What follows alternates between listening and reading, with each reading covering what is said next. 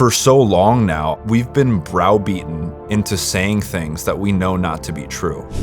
To look at the sky and see that it's blue, but other people tell us, no, the sky is green, and you go against what you see. It's a type of psychosis. Everything can be changed, everything can be slightly altered, everything can be shifted. So truth has become a kind of battleground.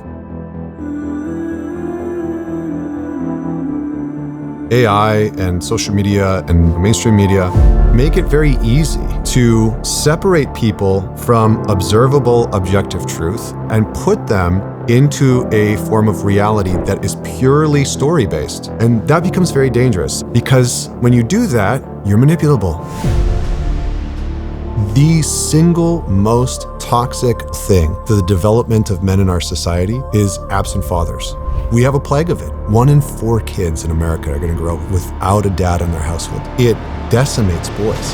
90% of kids that go into juvenile, 85% of young boys that drop out of school, 94% of runaways come from fatherless homes.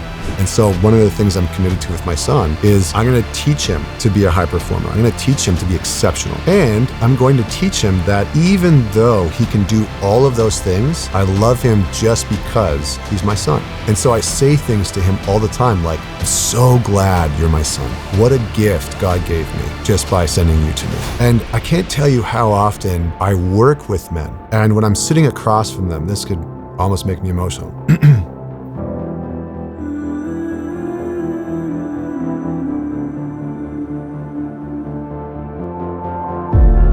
You know, it's funny, dude. I was talking to one of my friends, and he's like, who do you have coming on today? And I said, oh, Connor Beaton. Have you heard of ManTalks? And he's like, no. And I said, and it's funny when you try to like sum up a guest as succinctly as you can. And he's like, well, what's it about? And I said, well, he kind of tries to help us find out like what all of our insecurities and our deepest, darkest shit, or deepest, darkest things are that we don't want to look at.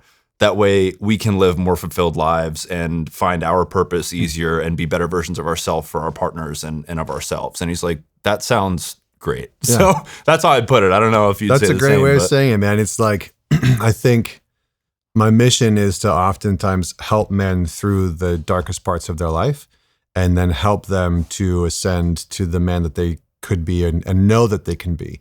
I think that every man has a version of themselves that is kind of trapped inside. They have a vision of who they could be as a man, as a father, a husband, a partner, a leader out in the world. And accessing that is challenging because to access the version of the man that you could be, you have to confront the version of the man that you never want the world to see. And that really is Carl Jung talked about the confrontation with the shadow. And he talked about the confrontation with the shadow. So the shadow is it's the part of you or the parts of you that you don't like, you don't want to admit to, you don't want other people to see. It's your shame, your grief, your weakness, your insecurity, all of those different elements of you. It's the choices that you're making that you hate, that you hate yourself for. It's the inability, you're like, I'm going to get up at 6 o'clock in the morning and go to the gym. And then you fucking hit the alarm 12 times and all of a sudden it's 8 a.m. and you got to like scramble to go to work. It's that version of you. And so to become the man that you ultimately want to be, you have to confront the man that you fundamentally hate. And within every man, that civil war is kind of going on. A lot of the times men are at odds with themselves. They're at war with themselves. And so, another way of saying it is that I kind of help men win that war, but not necessarily in the way that they think it should go down. Because a lot of the times we have to end the battle. We have to end the warfare. And we actually have to learn how to build a relationship with these parts of us that we've deemed to be insecure, weak, meaningless, that we've ultimately been trying to kill off for years. Yeah. And something that I really like about like the tone of your work is that it's still like deeply rooted in accountability, because yes. I think that especially today, people tend to want to put everything in buckets and over therapize and attach a term or a label to everything. But when I read your book, like I said, it was very resonant, and it will be for a lot of men that read it. But it was basically saying like, look, we're all going through different versions of the same shit. maybe some childhood things are the root cause of it, but at the end of the day, like this is what you've been dealt and it's okay, but this is how we're going to move forward and you need to take accountability for that and like be able to take stock of it and look at it face to face. That way you can kind of do the work moving forward. So totally. I do like the accountability piece of it. I think there's maybe not enough of that on these days.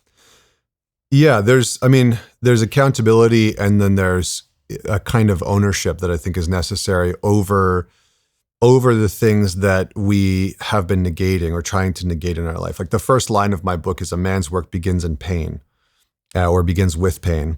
And I wrote that because for most men, what they're trying to avoid is pain.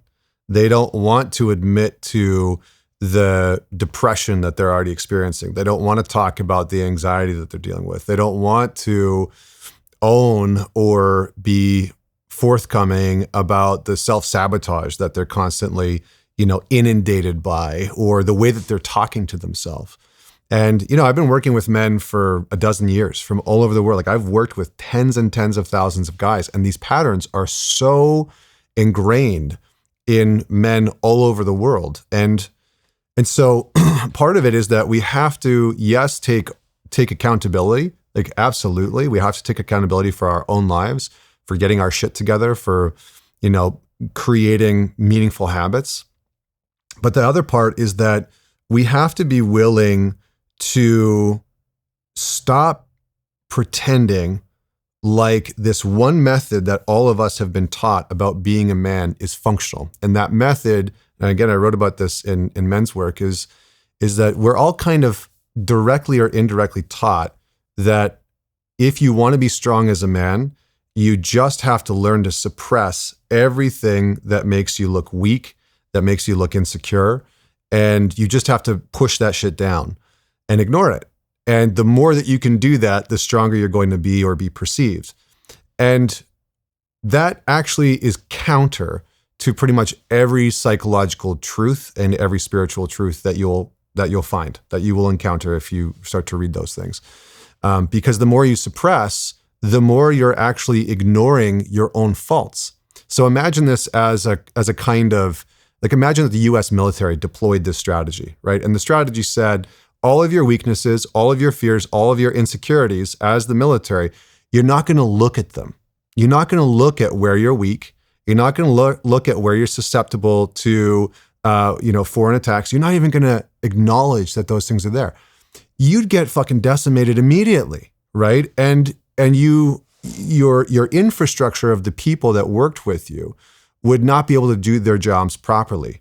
And so what we have to start to do as men is individually, we have to be willing to turn and face the monster, right? And this is why when you look at any modern mythology, you look at any great story about men like the Iliad or Odysseus, right, from the Odyssey, they all have their own versions, or Perseus, right, needing to go and fight Medusa. They all have their own version of entering the cave, facing the dragon, facing the monster, facing the demon. Well, for most men, for all men, that cave is within.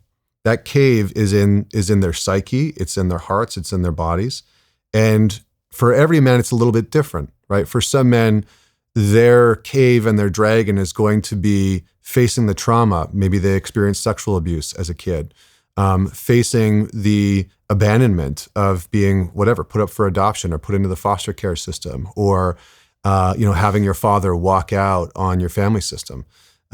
So every man's pain is going to be a little bit different, but the quest is still the same. It's that you have to be willing to say, I'm going to start to face these things that I've been terrified of, that I haven't wanted to admit, that I haven't wanted to confront, and that I've lied to myself and convinced myself that ignoring them somehow makes me more robust and more resilient, because it fundamentally doesn't. And there's so many different analogies that we could use that would prove that point, right? Like the military example. But culturally, we've bought into this idea that suppression, that ignorance of our weakness is somehow a path to strength. And what it leads to is collapse. It leads to rock bottoms. It leads to, dudes being complacent and mediocre and then wondering why they can't get out of the same bullshit that they've been struggling with over and over and over again for years on repeat. And it's just that. It's that you have to be willing to confront these psychological dragons or demons or monsters or however you want to put it. You have to do that. And there's no way around it. And I think it's one of the reasons why for so long Jordan Peterson was so popular, right? All he was saying was, get your shit together, clean your fucking room, take some accountability for your life and start to systematically face the elements of yourself that you loathe, that you hate, that you dislike, that you don't know how to deal with. And by doing that, by admitting that is true inside of you, it will put you on a much different trajectory and it'll open up a lot more doors. So, yeah. Dude, I love the military example because I think that like in life, maybe sucking it up and kind of pushing it down, maybe that's like on the surface, maybe that's worked for you for a long time. But to the military point, like until you're tested, until you are like at war with another country, then maybe you're not really going to know. And I think that it's the situations that, we'll talk about relationships, but there's especially with women, there's things that, being in a relationship with a woman will sift up a lot of those things that have been dormant for a long time. And that will fucking make you look at it, right? So like maybe you got along for a while, but there's going to be something that happens where it kind of forces you to come face to face with the truth of the matter. Totally. Yeah. I mean, I think women oftentimes kind of provoke a man's shadow indirectly or directly. A lot of times guys will get into a relationship and all the things that they've hidden, suppressed, rejected, ignored about themselves, they find themselves in a relationship with a woman that they really like, they really want to be with. And all of a sudden, all of this background shit that was, kind of background noise that they could ignore, all of a sudden, it's in their face. And they find themselves anxiously texting, love bombing the shit out of some woman, or sort of just acting all insecure and like, why did you talk to that guy? And a little paranoid. And then they're like, why the hell am I acting like this? Or they're shutting down and pulling away and they're like, I love this woman, I love this relationship, or they're blowing up and reactive. And so, yeah, there's nothing like the love of a woman that you really want to be with to provoke all these different parts. And there's kind of a reason for that. I'll use Jungian psychology again. And I wrote this line in the book, which I think kind of got, I think it kind of went over a lot of people's heads. And so I'll try and rephrase it or reframe it in a more tactical, direct way, which is how a man treats a woman is how he treats his unconscious. So in Jungian psychology, there's the anima and the animus within you. There's the masculine and the feminine within you. And everybody has these polarities. Everybody has these sort of archetypal, and an archetype is just it's a conglomeration of behaviors or characteristics or traits that belong to an archetype, right? So there's the archetype of the warrior, there's the archetype of the king, the magician, the lover. And for Jung, the masculine and the feminine he called it the anima and the animus. And for him, men's unconscious was their feminine. It was their anima. And your unconscious is everything that you just really don't know about yourself. It's everything that you're afraid of or you want to reject or you're not really too sure of. And so when we get into a relationship with a woman, what ends up happening is that a lot of the things that we don't know about ourselves start to get projected onto that woman. Or a lot of the elements of ourself that we don't like or that we feel deficient in, we start to seek from that woman. So a good example of this is if you're a man who is, pretty mean to yourself, you don't speak to yourself nicely, you shit on yourself whenever you get things wrong, maybe you're a nice, happy-going guy externally, but behind the scenes, how you talk to yourself is like pretty fucking rude, right? Or even abusive. Like for myself, I was, verbally abusive to myself for a long time. If somebody was inside of my head, what they would have heard of was somebody who was really cruel to themselves. And along comes this beautiful woman that you find yourself in a relationship with. And unconsciously, what you recognize, because you have your conscious mind, here's how I identify myself. And you have your subconscious mind. Here's some of the things that are gray about myself, but I kind of think I know, but I'm not really too sure of. And then you have your unconscious, which is just all the things that you've rejected, neglected, denied, etc. You get in a relationship with a woman, and that harshness internally turns into a very deep longing and desire for praise and validation from that woman. Why? Because you do not have that quality within your identity. You are lacking in compassion.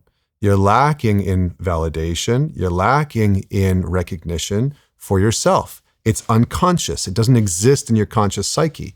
So what ends up happening is that you project that out onto the woman that you're with. And all of a sudden, all this needy behavior, trying to get her to recognize you, trying to get her to validate you, really needing her to tell you how great you are, really needing her to be compassionate towards you and kind and loving, all of that will start to come up because it's vacant in your consciousness. It's not something that you actively have. And so you project that unconscious bias, that unconscious desire to have that onto the woman that you're with. So we treat women the way that we treat our unconscious. If we're afraid of women, we're afraid of our unconscious. We're afraid of our shadow.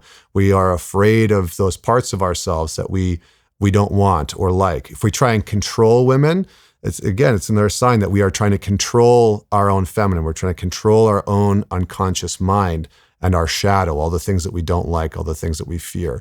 If you pedestal women, then you've pedestaled your unconscious, and it's very likely that you don't really have a good sense of control over yourself. So you can tell a lot about a man based on how he treats a woman. You can tell a lot about a man based on how he treats a woman. So that's like deep Jungian psychology there. Sorry to like pull straight into that. No, don't be sorry at all, because I was following along and kind of drawing on some examples from my own life that I really hadn't put the pieces together on. And you know, for people that are listening to this, and for you too, like I typically don't talk much on these shows. I try to keep quiet, ask questions, and turn it over to the interviewee, because that's what I do. But for the sake of this, I might throw in some personal anecdotes. Great. Because like I said, something from your book is that really helped me is that like you're not alone. It's not just you that's going through this thing. So if I say something that can resonate with maybe one person out there, maybe that'll be helpful to them. And that's great. But anyway, yeah, dude, as you were saying that, like I have an incredibly harsh inner critic, and it's something that I think awareness is really important, right? Becoming aware of how you talk to yourself, because a lot of it is done on a subconscious level, is maybe like a precursor to being able to solve for it. But it made me think about my last relationship, and I don't recall like exhibiting any like overt sort of needy tendencies, but I do recall like kind of, I don't know if you'd call it approval seeking, but like that person's, like her opinion very much mattered to me. And of course I wanted to hear that, you know, I did a great job, or she was proud of me for this, and I'm competent, even though like, you know, to your point, like you should know those things, so you shouldn't have to hear them. Yeah. When we are devoid of certain characteristics as men and as women, as human beings, we seek them from other people. Right. So if we're lacking in any type of self-compassion or self-recognition, or it's something that we really struggle with, that's not going to go away. That is a universal human necessity. Everybody needs to have some capacity to recognize themselves for what they're doing, to validate themselves, to honor and respect themselves. And I think this is why my work over the years has resonated with so many guys. You know, and I work with entrepreneurs, I work with former Navy SEALs and military, I work with, celebrities and actors and athletes. And I think my work has resonated with so many men because these are universal issues that so many of us men face. You know, the guy that's the electrician or the plumber or the construction worker has a very similar inner dialogue to the guy that's like the Fortune 500 CEO. And it's been wild to see how many men really struggle with this, with some of these core fundamental issues. And I think it's brutal, you know, I think it's brutal. Like I went through life for a long period of time before I bottomed out and I hit rock bottom, really just creating this kind of mask of who I wanted the world to think I was. You know, I wanted people to think that I was happy and easygoing and, kind of going with the flow and successful and integrated relationship. And that, I rode motorcycles and blah, blah, blah. I had a great career, had this beautiful girlfriend. And so I kind of painted this picture of having a really great life. And behind the scenes, I was just a complete disaster. I didn't like myself. I was abusing substances, specifically alcohol and porn, constantly unfaithful in my relationships. And because of those things, because I lacked impulse control, I lacked the ability to say no to myself, I really hated myself. And this is the case for so many men. A lot of guys are walking through the world and they've constructed this externalized image of who they think other people want them to be. And the incongruence that they experience with how they actually view themselves causes immense suffering, immense distress, right? Because if you go to work and you're like, oh yeah, you're at work and you present yourself one way and you've got it together and you take care of everything and, you're this family man or you're this, happy single guy, but then you go home and, you're out of control, you're struggling with substances, you can't control your own behavior, you can't make a relationship work, you're yelling at your kids all the time, you're harsh with your wife or your girlfriend, you're in a sexist relationship, but you're pretending like everything's okay. That's brutal. That's brutal. Incongruence really is one of the fundamental causes of suffering within us as human beings. And so the aim that we as men want to try and pursue is truth. Where truth is, reality exists, and where reality is vitality. But when we live in this realm of pretend, that creates suffering. That creates suffering because we're living an illusion for people. And so for a lot of men that come into my work, they're coming into my work when a big transition's happened, right? The illusion has started to fail. The divorce is happening, the relationship's falling apart, they've just won a big award or sold their business and realize that they're fucking miserable, even though they've hit the thing, they've achieved the thing that they've wanted to achieve, or they're just tired of living the same bullshit that they've been living with, the same sabotage mechanism, the same struggle that they've been going through. So that's when a lot of guys step into this. What's up, guys? This episode is brought to you by Plod. If you've watched this show before, you know that the interviews that we do can go up to 6 hours or even longer sometimes. And weirdly, when it's over, it just feels like a big blur. And a lot of the times I forget entirely what we talked about until I go back and watch it when I edit it. So that's why I started using the Plod Note Pro. As you can see, it's a credit card thin AI-powered recorder that either sits in your pocket or, in this case, right next to me on this chair.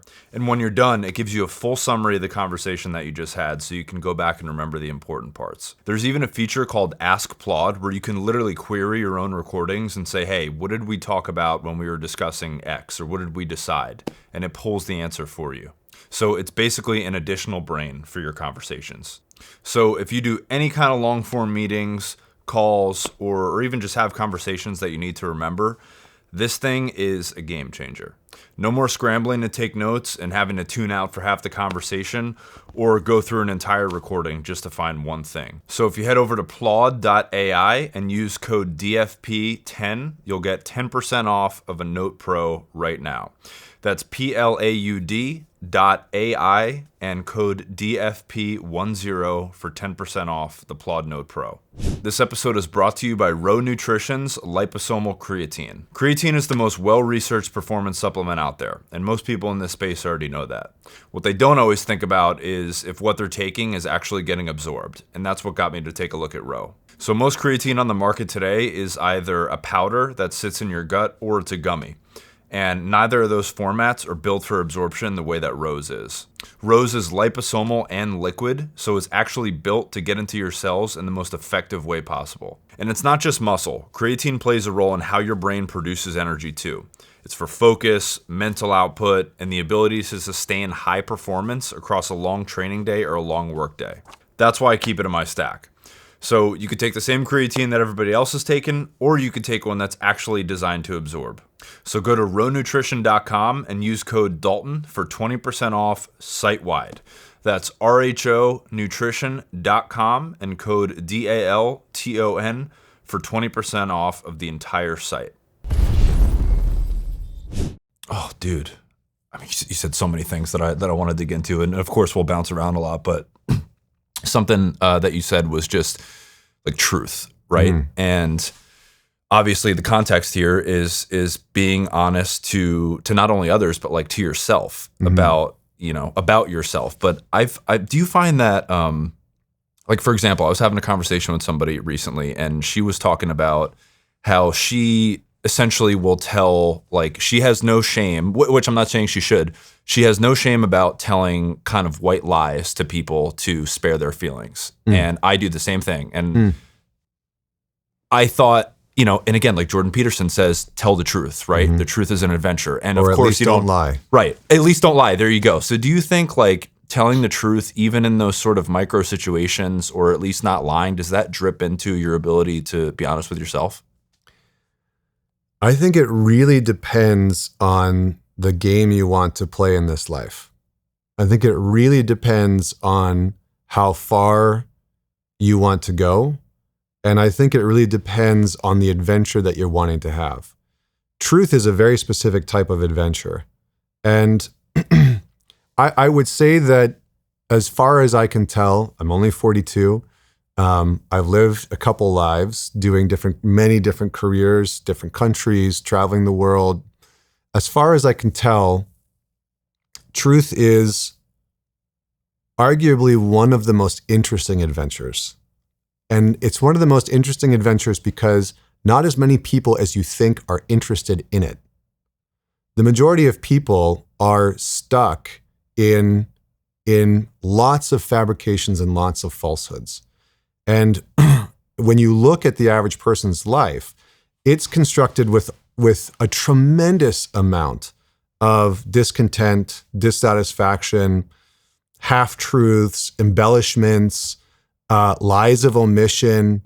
And I know this because when I hit rock bottom, one of the things that I did was I started to do an honest audit of my life.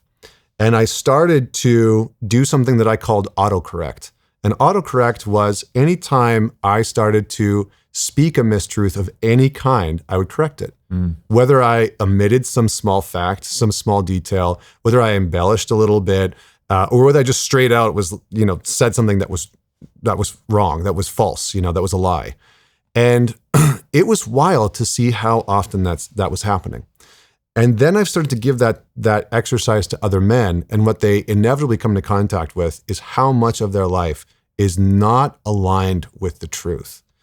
And the reason why that is that our ego and our identity, your ego construct, not that your ego is a bad thing. I think our ego has become, it's caught a bad rap in the therapeutic industrial complex, right? And that's a whole different topic. Maybe we get in at some point. But therapy speak in the therapeutic industrial complex has garnered a tremendous amount of power in our modern culture and society. Therapy speak holds so much power in today's world, for better or for worse. But your ego is, you could kind of summarize it as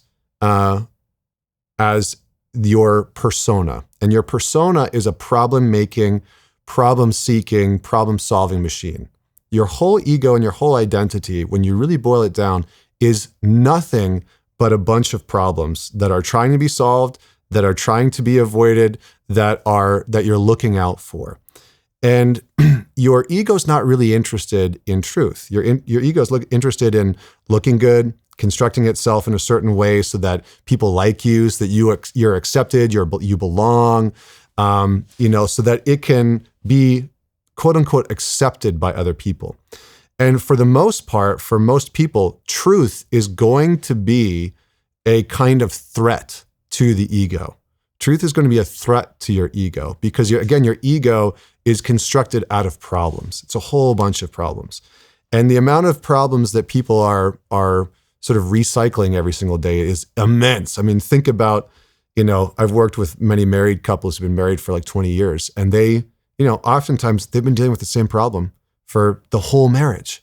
The entire time, it's the same fucking problem, right? And then a whole bunch of problems around that. And so once you start to move more towards truth, you're less interested in this chronic rumination and masturbation of problems. And you start to move more towards, because truth is not a fundamental issue. Truth is not a fundamental problem. In our world today, there's a little bit of a war on objective truth and objective reality. And so, so truth has become a kind of battleground, if you will. And there's a kind of shift away from having objective truths, objective reality, being something that is meaningful, something that's important, and having everything be negotiable. Everything can be changed. Everything can be slightly altered. Everything can be shifted. Or you can make things mean something that they fundamentally don't, right? So there's this kind of big push within our culture and society to move away from truth, away from things that are objectively true, and into what's called intersubjective truth or intersubjective reality. And that's the reality of narrative.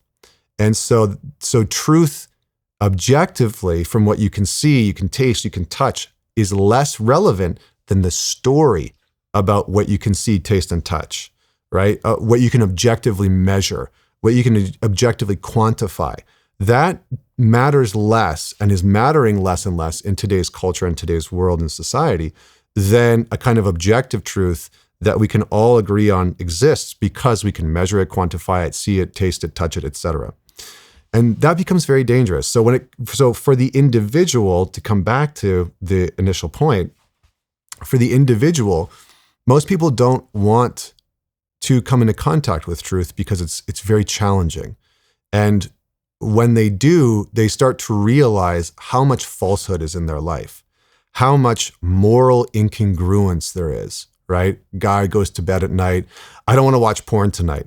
What does he do? Opens up 50 fucking tabs, masturbates, gets off, has the regret nut, right? He just gets off and then is looking at the porn. He's like, oh my God, what the hell did I watch, right? And so most people don't want to look at the truth of their life and how much incongruency there is. I know that was sort of like a weird aside. No. That will probably hit with, a very specific male audience. But yeah. But I think that for a lot of people, truth is a threat. It's a threat because their ego is largely constructed around falsehoods and around problems.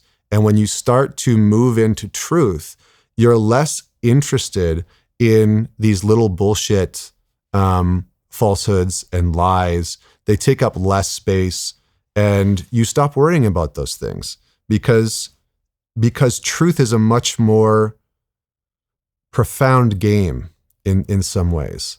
And I think that's really what spirituality, different spiritual teachers, psychology, and history has really taught us, is that the great men from the past were in pursuit of truth. Even the founding fathers of this country were in pursuit of some type of fundamental truth. And so I think that's the game. That's the game I'm interested in. And I think that's the game that in most men's hearts they're really interested in, is the game of truth and getting closer to truth at all costs. But it's terrifying because you have to leave the territory of your bullshit, or at the very least, you have to start to address it. Well, to your point, it's a painful game, but I think the outcome or the prize is the one that I want personally. But you mentioned the ego a couple times, and this is something that I've been thinking about lately in terms of using emotions that we typically would give a negative connotation as fuel to drive you further. So the example that I'm thinking of right now is like, maybe I reached out to you and we scheduled this podcast and you canceled on me, and you canceled on me like 3 times or Which whatever. I did twice. No, you didn't. I did once, and then I did once. I did once, and you did once. Yeah, we had a hell of a time making this happen. Yeah. But we're doing it now. So we're doing it. I appreciate you being here. But no, I promise that's not why I thought of that example. Okay. But let's say that, again, like you treated me in a way that I felt was like, whatever. Like you canceled me a bunch of times and you're like, whatever. Yeah. And so for me, what if I said to myself, like, I'm going to get so big that I'm going to fucking make Connor regret like not coming or something like that. Right. So, and maybe there's a man watching this that's like works a 9 to 5 and he got passed over for promotion and decides I'm going to work twice as hard to realize, and then maybe, whatever. So like, what do you think of using anger or insecurity, whatever the negative emotion is, as fuel to push you further? Great. So I'm going to break this down in a couple different pieces. I've created a concept called dark motivation or shame-based motivation, but it can be anger, it can be rage, resentment, contempt. But dark motivation is the fuel that many successful men use for a period of time until it doesn't fundamentally work. And usually they end up hitting a wall where it doesn't work anymore. So when you look at the majority of people who have had immense amounts of success, what we would consider success, whether they're an artist, an athlete, an entrepreneur, etc., those people are oftentimes driven by some type of suffering or pain. They are often driven by, my dad wasn't around, or, I'd bring home a 95 and my dad would joke about where's the other 5%, or, I was told that I'm a useless piece of shit and that I'll never amount to anything. Like, in some ways, this is what I also experienced for a long time. Was I grew up in a very abusive environment. I was told those things, you'll never amount to anything, blah, blah, blah. And that kind of fueled me for a period of time. And this is the case with almost every single man that I've ever worked with that has had any type of success, is that he's being driven by this dark motivation. The catch to it is that it can be very useful for a period of time, and then it turns on you. It's kind of like having this pit bull as a guard dog that you have used fear to train. You've used fear and abuse to train this pit bull. For a period of time, that pit bull is probably going to protect you. It's probably going to keep you safe. It's probably going to keep the bad guys away. And maybe you and it will have a good relationship, but at some point, that thing's going to bite you. At some point, that thing's going to hurt you. And so for a lot of guys, because, coming back to that initial point, we've used suppression to try and build strength, right? So we've bought this framework that says, if I just stuff down this shame and ignore it, if I stuff down this guilt and this regret and this shame, if I just stuff this down long enough, then I can develop strength. Well, that energy, those emotions don't go away. So what does your psyche do? Well, your psyche tries to use those emotions as a kind of fuel source, right? Because you try and you use coping mechanisms to try and deal with it and suppress it.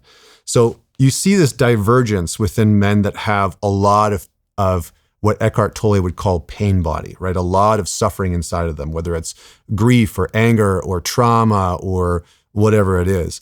You either see them go down this path of immense amounts of coping mechanisms, lots of porn, lots of weed, lots of booze, lots of cocaine or hookers or OnlyFans, or whatever it is, whatever their favorite sort of coping mechanism is, or they take that in and they repackage it as an immense amount of drive. I'm going to push myself in a certain way that is methodical, that is almost maniacal and is obsessive to produce some type of a result.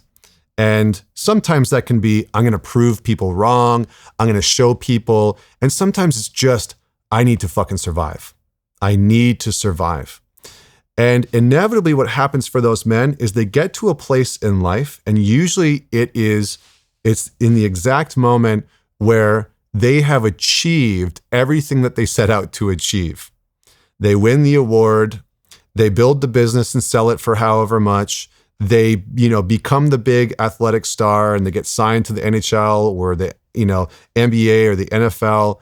And then boom, it all falls apart because the fuel source that they used to use, I'm broken, I'm fucked up, I'll never amount to anything, I'll never accomplish anything. That fuel source that they've been using for so long is now counter to their external reality. So their internal reality and their external reality are at complete odds, right? I feel like a piece of shit, something wrong with me, I'll never amount to anything, all of a sudden is at odds with, I'm this big celebrity that's making all this money and people love me and I've had all this success and da-da-da-da.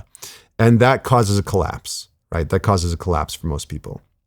And the other reason why it causes a collapse is that you can no longer, you get to a place where all of a sudden you've won the award, you've built the business, you've done the thing, but you don't know how to celebrate yourself. You know, you don't know how to celebrate your achievements.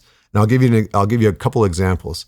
One of the guys that I've worked with, and I won't say his name, he's put me in his books a couple of times, but so maybe somebody can piece that together for themselves. But he's a really famous rapper, and he had all this success, and then got to the top of his success and was like, I can't really celebrate myself for everything that I've accomplished, and this feels hollow, and this sucks. I've worked with an entrepreneur that built up $1 billion business and then sold it and made hundreds of millions of dollars and came out of that and felt completely empty and went into one of the deepest depressions that I've ever seen and was suicidal.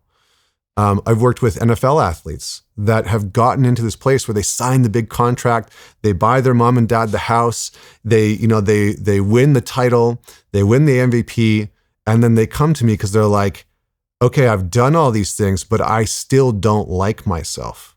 What the fuck is going on? And so the lie that we've been told is that if you just use all of this dark motivation, if you use your shame and leverage your shame and your hatred and your anger towards yourself or your resentment or your trauma, that you can produce these amazing results and success, and then everything will be okay. Well, the first part's kind of true. Yeah. The second part's not, unfortunately.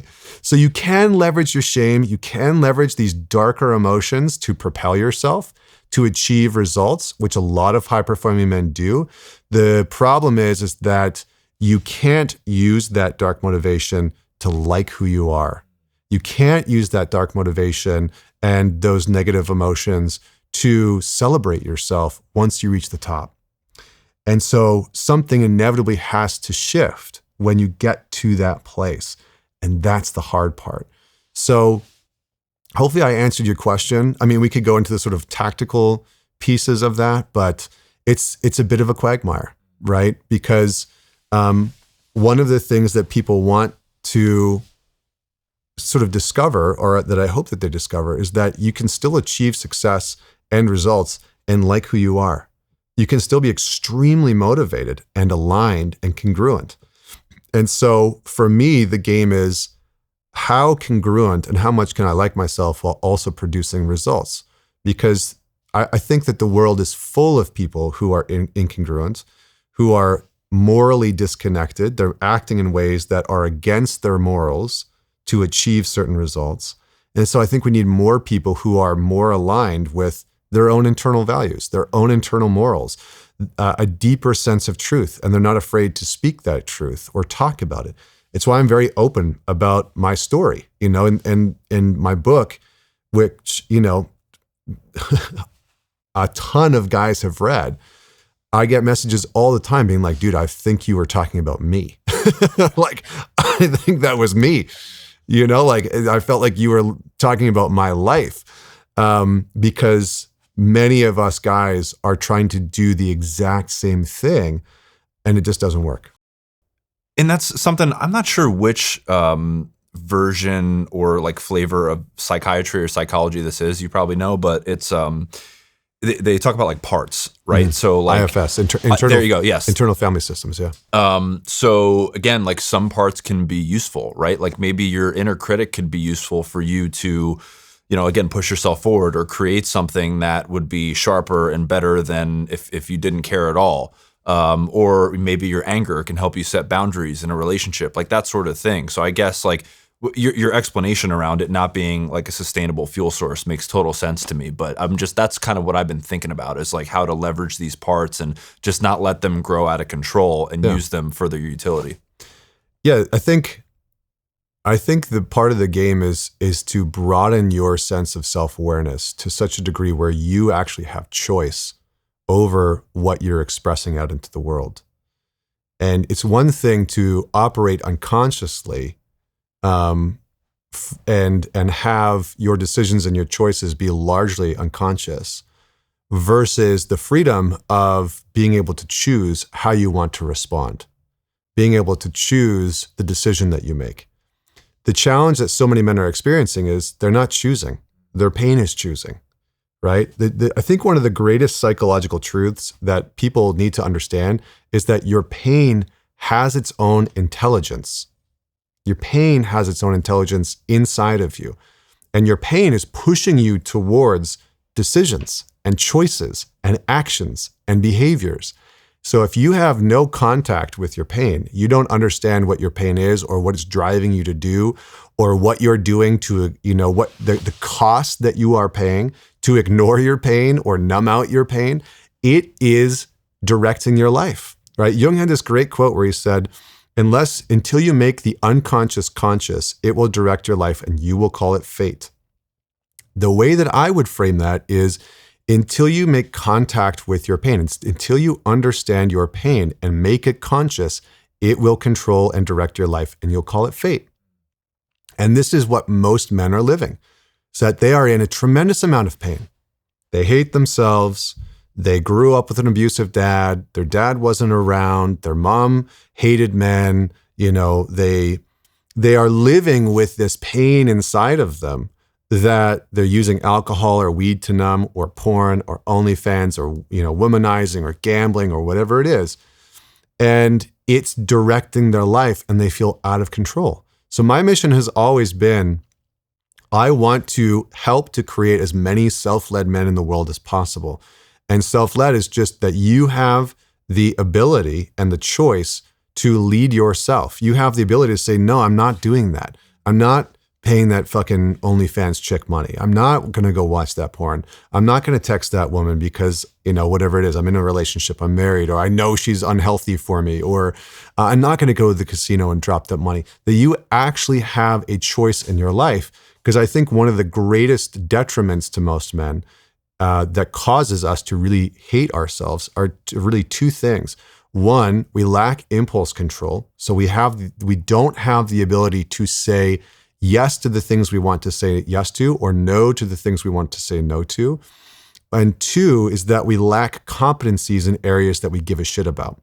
So we don't feel competent or capable in areas that are meaningful to us. And those two things are extremely important for men and for the male psyche. If you can feel competent in things and you feel like you have a good skill set to initiate sex in your relationship, or have a great sex life with the woman that you're with, or to communicate, to understand, to listen, to set boundaries, to say no to things, competency in terms of like your work skill set, whatever that might be, plumbing, woodworking, entrepreneurship, marketing, etc. And you have the ability to say no to yourself, to things that you know are going to be harmful. Those two things, if you can do those two things, who you turn into is somebody that it's almost hard for you to not respect. And I think maybe I'm wrong about this, but I think that the game that most men want to play is the game of, I want to turn myself into a character that I fucking respect. Period.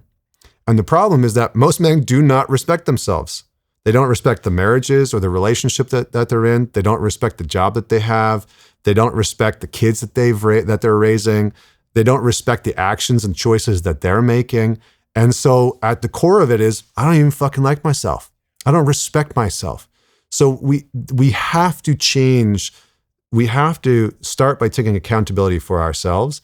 And for me, all of that is by going into our wounding, our pain, our insecurities, our inner critic, which maybe we could, talk about at some point. Definitely. But dude, I think that is so true. And I think you've alluded to it a couple times, but those micro decisions and those small moments, like you alluded to, I'm going to get up at 6 and go to the gym. And maybe you hit the snooze button once, but like compounding over time. And then, you know, you tell whatever your thing is, you tell yourself, I'm not going to watch porn. I'm not going to sleep with this woman. I'm not going to do X that I know is not good for me. And then when you don't follow through on it and you do it anyway, number one, like how can you become somebody that you trust and respect? And like, I think that sort of shit just compounds. But I want to ask you about, I thought one of the coolest lenses in your book, I'll call it a lens, is you tell a story of going to visit your parents' house, and you see this picture of yourself when you were like a 5-year-old kid, and you're like in a bathtub with a big smile on your face. Band-Aid on my knee. Yeah. And the way that, I don't remember exactly how it was phrased, but the way that I read it is you were looking at like all the space between you and that kid, all the time that had passed, all the decisions you made. And this is at a point in your life where you didn't like yourself or respect yourself. And just the way I've been thinking about it is, when you're a kid, like the world is your oyster, so to speak. You're like, yeah, I'm going to grow up and I'll be a pro athlete. And if not, maybe I'll be a multimillionaire by the time I'm 25. Like you have this imagination. And to wrap it up, the lens that I got from it is like that kid that, the world hasn't gotten to yet. Like if he saw you today, if he met you today, or if he even heard about the things that you do, who you are, would he be proud of you? Would he look up to you? And I think that is so, so powerful. Yeah. Yeah, I mean, what happens for a lot of people is that not only does their innocence get robbed or cracked, infiltrated, broken in some capacity, but they lose any type of connection with it. And it's not that we need to maintain innocence throughout our entire life. Things are going to happen. You're going to make choices. Things are going to happen that are outside of your control that are going to challenge that or hurt that in some capacity.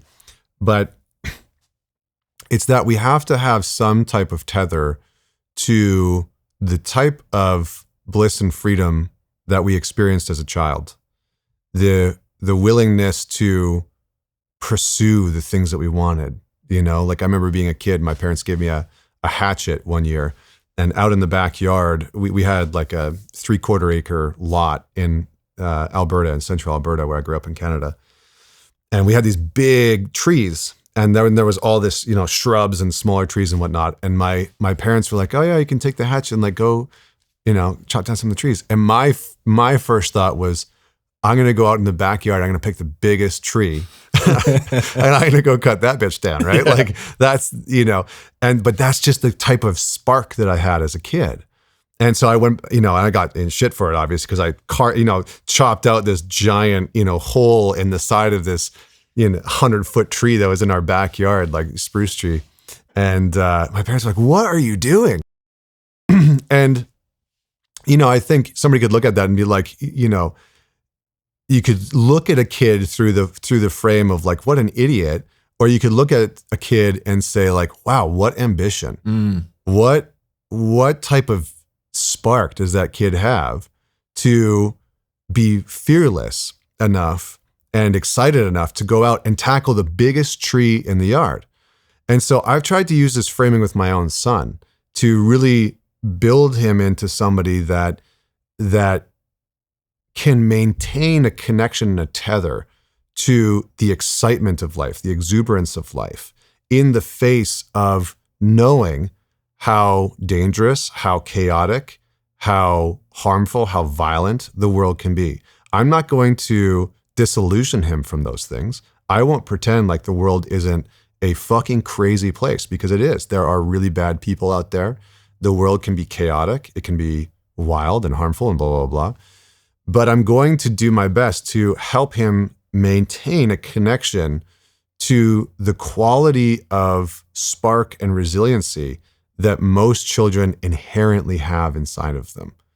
And I think that's important for a lot of men. A lot of men that I've worked with over the years, I did this whole episode on my show about what does inner child work actually look like? This is a therapeutic concept, connecting to your inner child, and being able to have some type of a relationship with them. And in the book, I talked about fathering yourself, that for a lot of us, what ends up happening is that your wife, your girlfriend, you get into conflict with them. They're disappointed in you. You forgot to do something, and they stop being in relationship with the adult inside of you, and they start being in a relationship with the hurt boy inside of you, with the hurt child. And you regress immediately to this place of reactivity and defensiveness, or you're shut down or you pull away. And they're not dealing with a mature man. They're dealing with a wounded boy. And so one of the things that I found in my own personal work was that somewhere between that very free boy that was, that the reason why I was getting a bath in the like little bucket outside was because I was notorious for taking, little shovels and tools and digging holes underneath the deck and then like creating this like whole world underneath the deck, right?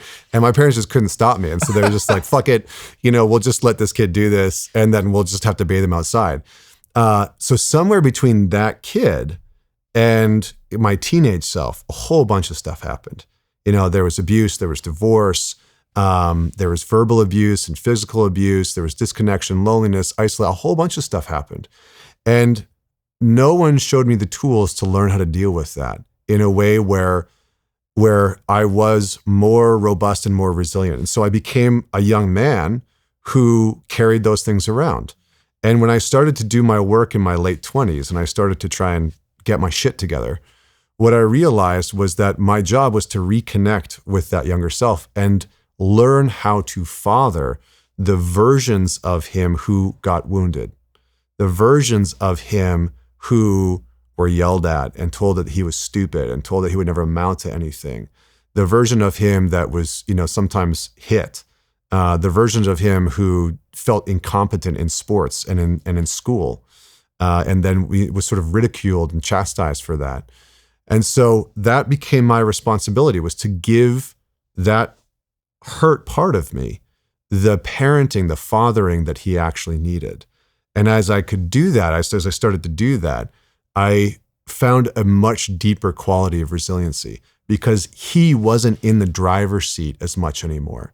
So that, when my girlfriend or my now wife would say something that, maybe would hurt my feelings or that I would get a little reactive about or defensive about, that I could manage that. I could manage that and I could create space and I could hear what she was saying, or I could set a boundary and say, hey, I didn't like that. Don't say that to me. Don't talk to me in that way. That's not all right in our relationship. And have it not be a threat, have it not be an ultimatum, have it not be coming, excuse me, from this hurt place, but have it be coming from a place of grounded morals and ethics, relational ethics. So I think that's the thing that it feels like daunting work for a lot of men. Like, what do you mean I have to father this? Like, that sounds, that sounds gay, or that sounds stupid, or that sounds vague and, ambiguous. Like, what the fuck do you like? I remember working with, I'll tell you one quick story, and then we'll see where this takes us. I worked with this former Navy SEAL, and he was having some problems in his relationship and loved this woman, really cared about her, wanted to be with her, wanted to get married, but found himself getting very reactive and found himself getting very reactive towards specifically when she was disappointed. Anytime that she was upset with him or disappointed, it was like, boom, like the grenade would go off inside of him. And he was just hot, hostile and hot and combative. He's like, man, I don't understand how I can walk into battle. And because he was deployed in Afghanistan. He's like, I don't understand how I can walk into battle in Afghanistan, have live fire all around me and be totally calm, have my heart rate down, situational awareness, know what to do, be totally okay. My girlfriend says that I forgot the milk and my heart rate spikes and I lose my shit and I'm like yelling and he's like, what is going on? Like, what the hell is going on? And I walked him through this exercise where we went back into his childhood and he got to sort of visualize and experience going back into his childhood home.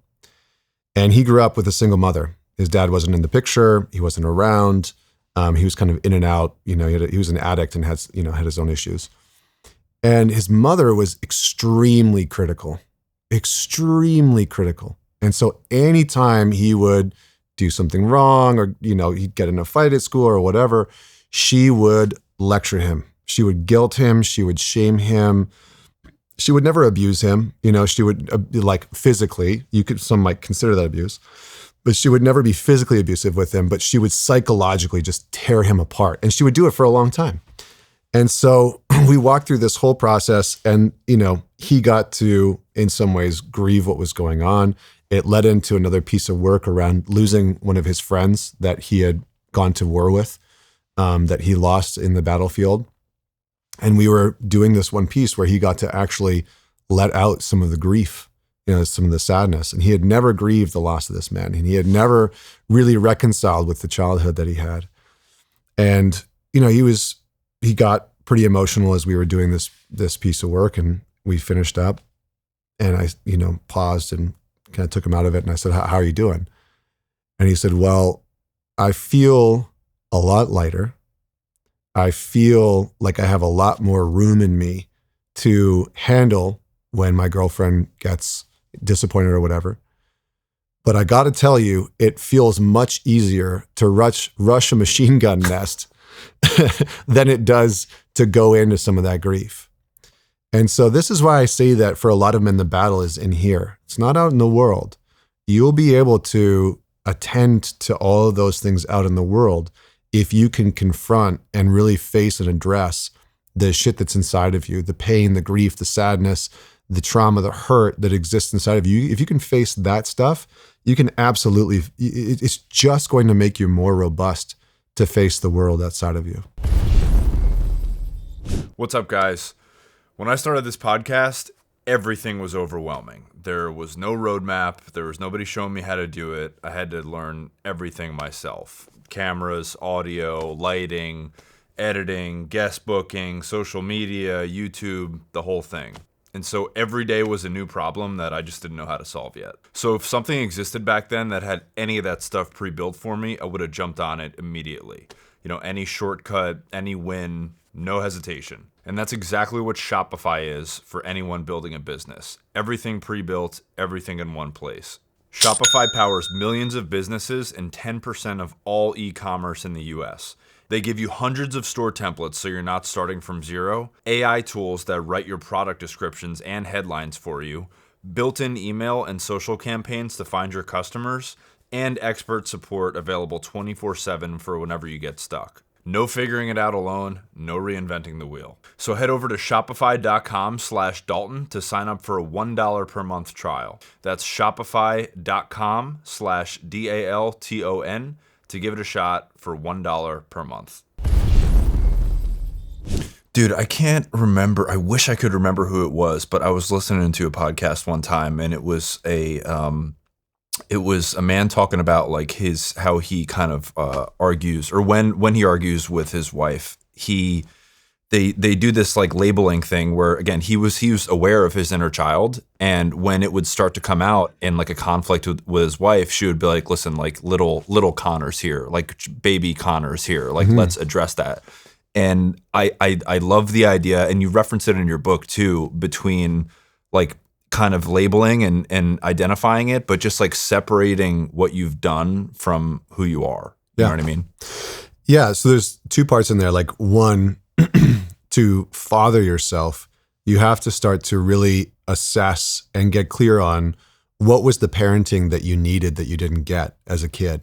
Like, did you need your dad to teach you shit and he just didn't? Did you need your dad to teach you how to deal with hard emotions because he was emotionally vacant? That's the case for a lot of guys. Like, they don't know how to regulate their own emotions outside of just shutting it down because that's what they saw, right? They were raised by, and this is a very common thing that we don't think about, but we were raised by men who were raised by men that were extremely traumatized.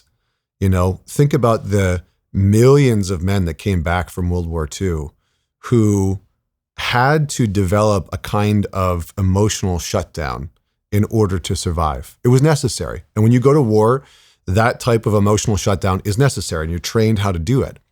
That type of emotional shutdown often isn't conducive for a healthy, functioning, intimate relationship. It's often not conducive for a healthy, functioning parenting style. It's often not conducive for a healthy, functioning relationship to yourself. It is conducive if you want to survive battle. And so, you know, a lot of our fathers, our dads, were raised by men who came back with PTSD, who came back with a kind of emotional shutdown that they never really got out of. And there was no tools, there was no language around it, there was no awareness of it.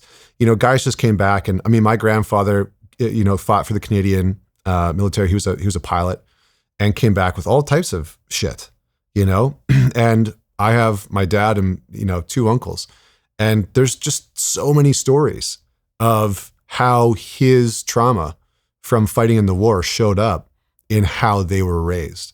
And then that filtered through to how they raised our generation, you know? And so I think sometimes we don't pull back the lens and the picture enough to see, you know, we have to understand what our parents went through. We have to be able to have some type of understanding or empathy for what they went through and how that also affected us without completely letting them off the hook. You know, it's like that can be true, and it could not have been enough, right? It can be true that your dad was emotionally shut down, and you can understand why he was emotionally shut down, and it can still be true that that fucked you up in some way.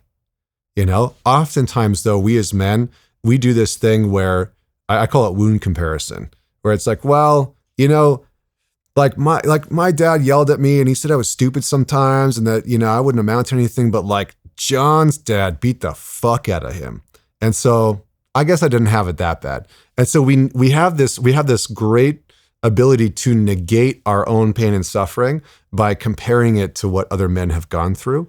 And what all that does is cut us off from a pathway to a deeper sense of who we are, to a deeper quality of resiliency. So what we want to do is move towards those things, you know? Yeah, I mean, trauma is relative, man. Like your 10 is different from mine, which is different from that SEAL's.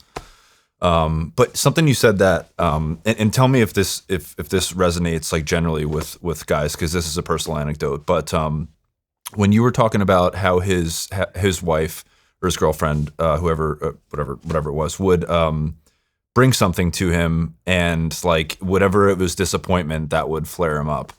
This is like, again, example that I think might be parallel, but could help maybe with relationship skills. So like when I was dating my ex-girlfriend, and by the way, she'd be cool with me talking about this. In fact, I think she'd be happy if because I know she still listens to it, and we're cool. She's awesome. But she would kind of like bring things to me, like her feelings essentially. Mm-hmm. And I would take everything as a personal attack. Yeah. And what I would immediately do was get defensive. And in a lot of cases, I didn't agree with the kind of the outlook that she had. So I would immediately go into like dismantling her argument, because I felt that if I just sat there and listened, then I would be kind of like implicitly not ceding ground, but like agreeing to the fact that like I did do that. And again, a lot of it was, I would say probably 9 out of 10 times it was my own fault for the conditions that I set in kind of not being who she needed to be, who she needed me to be. Like, for example, if I was an avoidant, you know, that only fueled her anxious attachment style. That's an example. But anyway, for men in relationships like that, I think, and without generalizing, I think sometimes women want to just bring things to you and have them be heard, and not have us like over-index on rationality and try to solve everything that way, if that makes sense. Totally, yeah. I mean, we're problem-making, problem-solving machines, and I think, you know, one of the things, for better or for worse, is that we as men have been sort of indoctrinated in this idea that, or told, maybe it's not indoctrinated, but sort of told that our highest value comes through solving problems and offering solutions and being able to repair things, solve things, build things, etc. So oftentimes when our woman brings an issue to us, we automatically switch into, oh, she's telling me a problem that I can help to fix. And that is not the female experience most of the time. You know, most of the time a woman is bringing something because she just wants you to understand what she's feeling. and she doesn't want a solution to a perceived problem. So a great framework that men can use is just asking, do you need one of these three things? Do you need to be helped, heard, or hugged? Do you need me to actually help you and help you solve this problem? Do you need me to hear you and just understand what it is that you're feeling, what was going on, what this was like? Or do you need me to just give you a hug? And so often what a woman is actually wanting is the latter two. I want you to hold me and I want you to hear me. Sometimes she might want that real direct support of, no, I want you to sit down. Like my wife will do this sometimes. She'll be like, okay, like for example, she's working on a book right now. And she came to me the other day and she said, oh, I'm really struggling with the book and blah, blah, blah. And I said, do you want my help? Do you want my actual feedback? And she said, yes. I said, great, let's open up your computer. Like, let's go through this. And, but more often than not, it's, I want you to hear what I'm going through. So for us as men, we have to shift out of logistical context, because that's usually what we're listening for. What are the logistics? What's the problem? What do I need to know logistically about the issues that you're facing so that I can help assess how to offer the best solution? And that completely misses the mark for a woman, because as soon as we start offering solutions or asking questions from that place, what she feels is, you don't understand me. And she feels that way because what she experiences is, you don't care about how I feel. And for a lot of women, that is a huge part of their human experience, is what they're experiencing in the moment, what they're feeling in the moment. And so to really have your partner feel like you get them and understand them, your wife or your girlfriend, the best thing that you can do is shift from what's the logistical context that she wants me to know to what is she trying to say emotionally? What is she trying to get me to understand emotionally? So some questions that you can use for that, because I like to give men tactical stuff that they can use, is what were you feeling when that happened? What are you experiencing right now talking about it? Like, what are you feeling right now as you talk about that? What do you want me to know it was like for you? What do you want me to know it was like for you? How did that go? Right? What do you want me to know that was like? Well, that was, for me, it was, when she said that, when Karen at work did this, it pissed me off, or it made me feel like I wasn't enough, or whatever it is. But I would start that whole conversation again with, do you want to be helped, heard, or hugged? The other question, a great way, because sometimes guys are like, I don't know how to wrap up these conversations, like, I don't know, is she done telling me how, like, what was going on with her mom? Like, I don't really know how to end these conversations. A great way to end it is just, is there anything else that you want me to know about X, Y, and Z? Is there anything else you want me to know? And sometimes she'll say, yeah, I really want you to know that blah, blah, blah, blah. Okay, great. Awesome. Anything else? No, I think that's it. Okay. Do you feel like I got what you were saying? It just mirror it back. Do you feel like I got what you were saying? Do you feel like I got what you were feeling? Yeah, thank you so much. You're welcome. So we have to shift our listening as men, because how we as men listen to one another is often very different. We're listening for the logistical context. We're listening for, what do you want me to know about this problem or this issue, or about what it was like for you, but not what it was like for you emotionally. We almost not never, but we very rarely listen to it from that framework. I do, because that's what I do for a living. But most men, we listen from the place of, what was that like for you logistically? What happened next? And then what did they say? And then what'd you do? What are you going to do about it now? What are you going to do about it moving forward? So we stay in the realm of logic, rationality. Maybe we have a debate about it. We might talk about it philosophically. We might talk about it existentially. But we don't often move into the place of, here's what it was like experientially. And a lot of the times when guys do, they get shut down. A guy might be talking about a breakup, and I don't know, there's that classic sort of like meme or reel that was going around on Instagram where guys were pretending that they were hanging out with their buddy, and their buddy told them that they got engaged. And the woman's asking all the questions, right? Like, oh my God, how does he feel? And he's like, I don't know. I guess excited. When are they getting married? I don't know. How did he propose? I'm not sure. It's like, I just know that they are engaged. Like, that's the whole thing. And so we kind of have to become a little bit more like trackers of our woman's internal experience.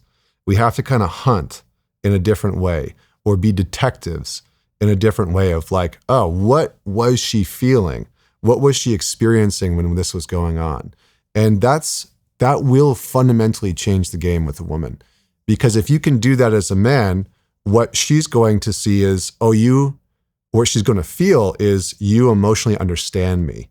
And the greatest gift that a man can give a woman, from what most women will say, this isn't my opinion, this is what they all say online, right? Or they tell me, is emotional connection. That you understand what they're feeling, not just what they're thinking, but what they're feeling and experiencing.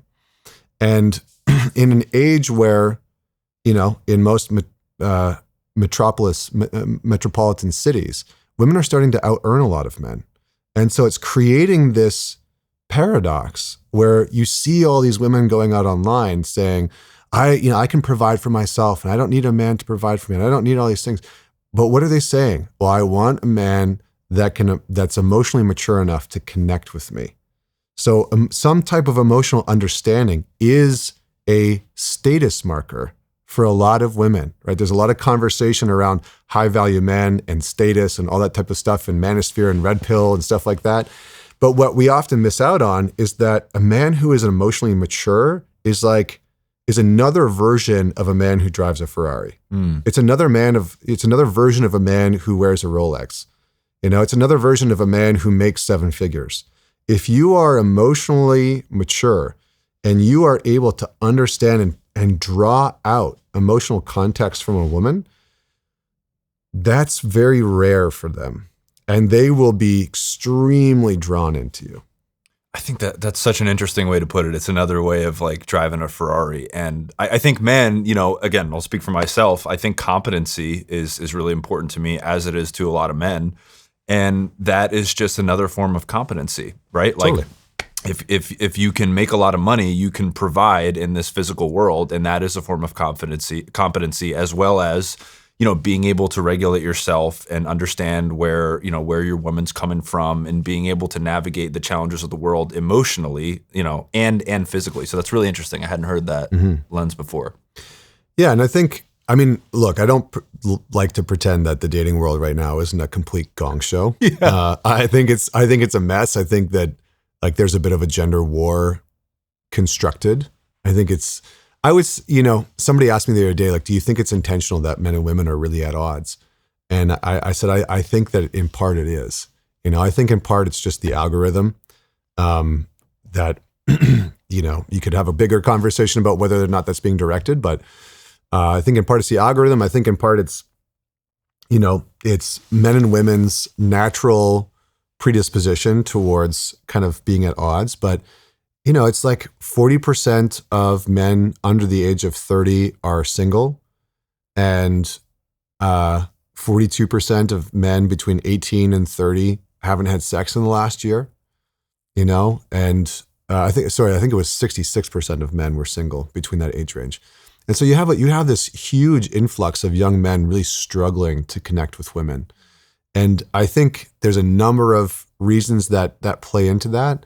One of them is that I think not enough men have done some of the things that we're talking about to be robust and resilient and emotionally aware and intelligent. Because the nice thing is that when you start to face your shadow, when you start to go into some of the things that we've been talking about so far, you become less likely to also put up with a woman's bullshit.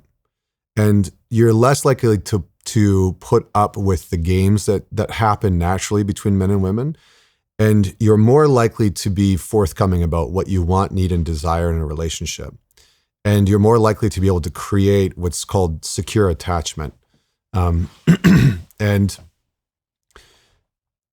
there's nothing better as a man, as a filter, then being very clear on what you need, want, and desire in a relationship and being unapologetic about it, but not having it come from a reactive, defensive, insecure place.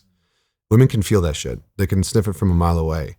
And you as a man, I think one of the reasons why like the pickup industry, like the pickup artists faded away very quickly was because men had to turn themselves into a construct that wasn't real. You had to kind of deploy all of these tactics and strategies that were meant to kind of paint over the deep insecurities that you had within yourself. And what it would end up happening for a lot of guys is they might be able to pick up women and have short-term relationships, but anytime it turned into a long-term relationship, the relationship would fall apart because the true version of him would start to come forward. And so again, it all comes back to how congruent with yourself can you be as a man? How congruent with your values, your morals, your ethics, and your own sense of truth can you be? Because if you can do that, you start to become a kind of man that women are just naturally drawn to. And you start to become a kind of man that women will test, and you're just not really shakeable. You know, you're just like, you kind of become unfuckwithable. And for a woman, that's really attractive in a lot of ways, especially when it's authentic. It's not fake. It's not fraudulent. It's just you're okay, even if she's not okay. But what's happened with so many men, especially men in our generation and the younger generations, is that they collapse when their girlfriend or wife is not okay. This is like the nice guy syndrome, right? As soon as their woman's not okay, they are not all right. They're worried, they're insecure, they're text bombing, they shut down, they ice them out, they won't talk to them for days. And all of that just presents an image of insecurity, of not being solid or stable in yourself. So anyway, I don't know if you want to go down the the relationship path, or if we should give guys some tactical inner dialogue. Should we talk about the, how do you get through the inner critic? Oh, dude.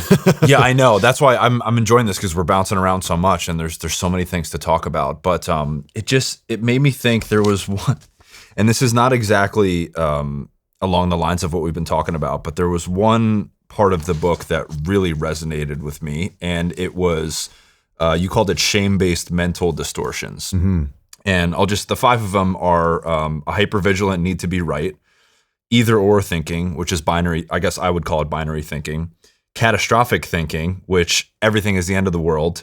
Taking it personally, and shoulda, woulda, coulda, aka ruminating on how you could have handled the situation. To a fucking T, that's me, dude. And that really spoke to me. But the reason I thought of it is because when you were talking about a man not being okay unless his woman is okay, it made me think I guess that's kind of an indication of an anxious attachment style. Yes. But it made me think of the catastrophic thinking, right? And if I were to put myself in that man's shoes, maybe if something happened, if there was some sort of rupture in the relationship that maybe shouldn't be catastrophic, mm-hmm. he might game it out in his own head and think, oh my God, this is a big rupture. This is a crack in the foundation. She's going to remember this. This could be a problem down the road. This is going to lead to all these things, and you really build it up. So that really, really resonated with me. Yeah. Shame. I like to say that shame is the emotion that men often live the furthest away from. So anger is something that most men can live close to, shows up in our lives quite a bit.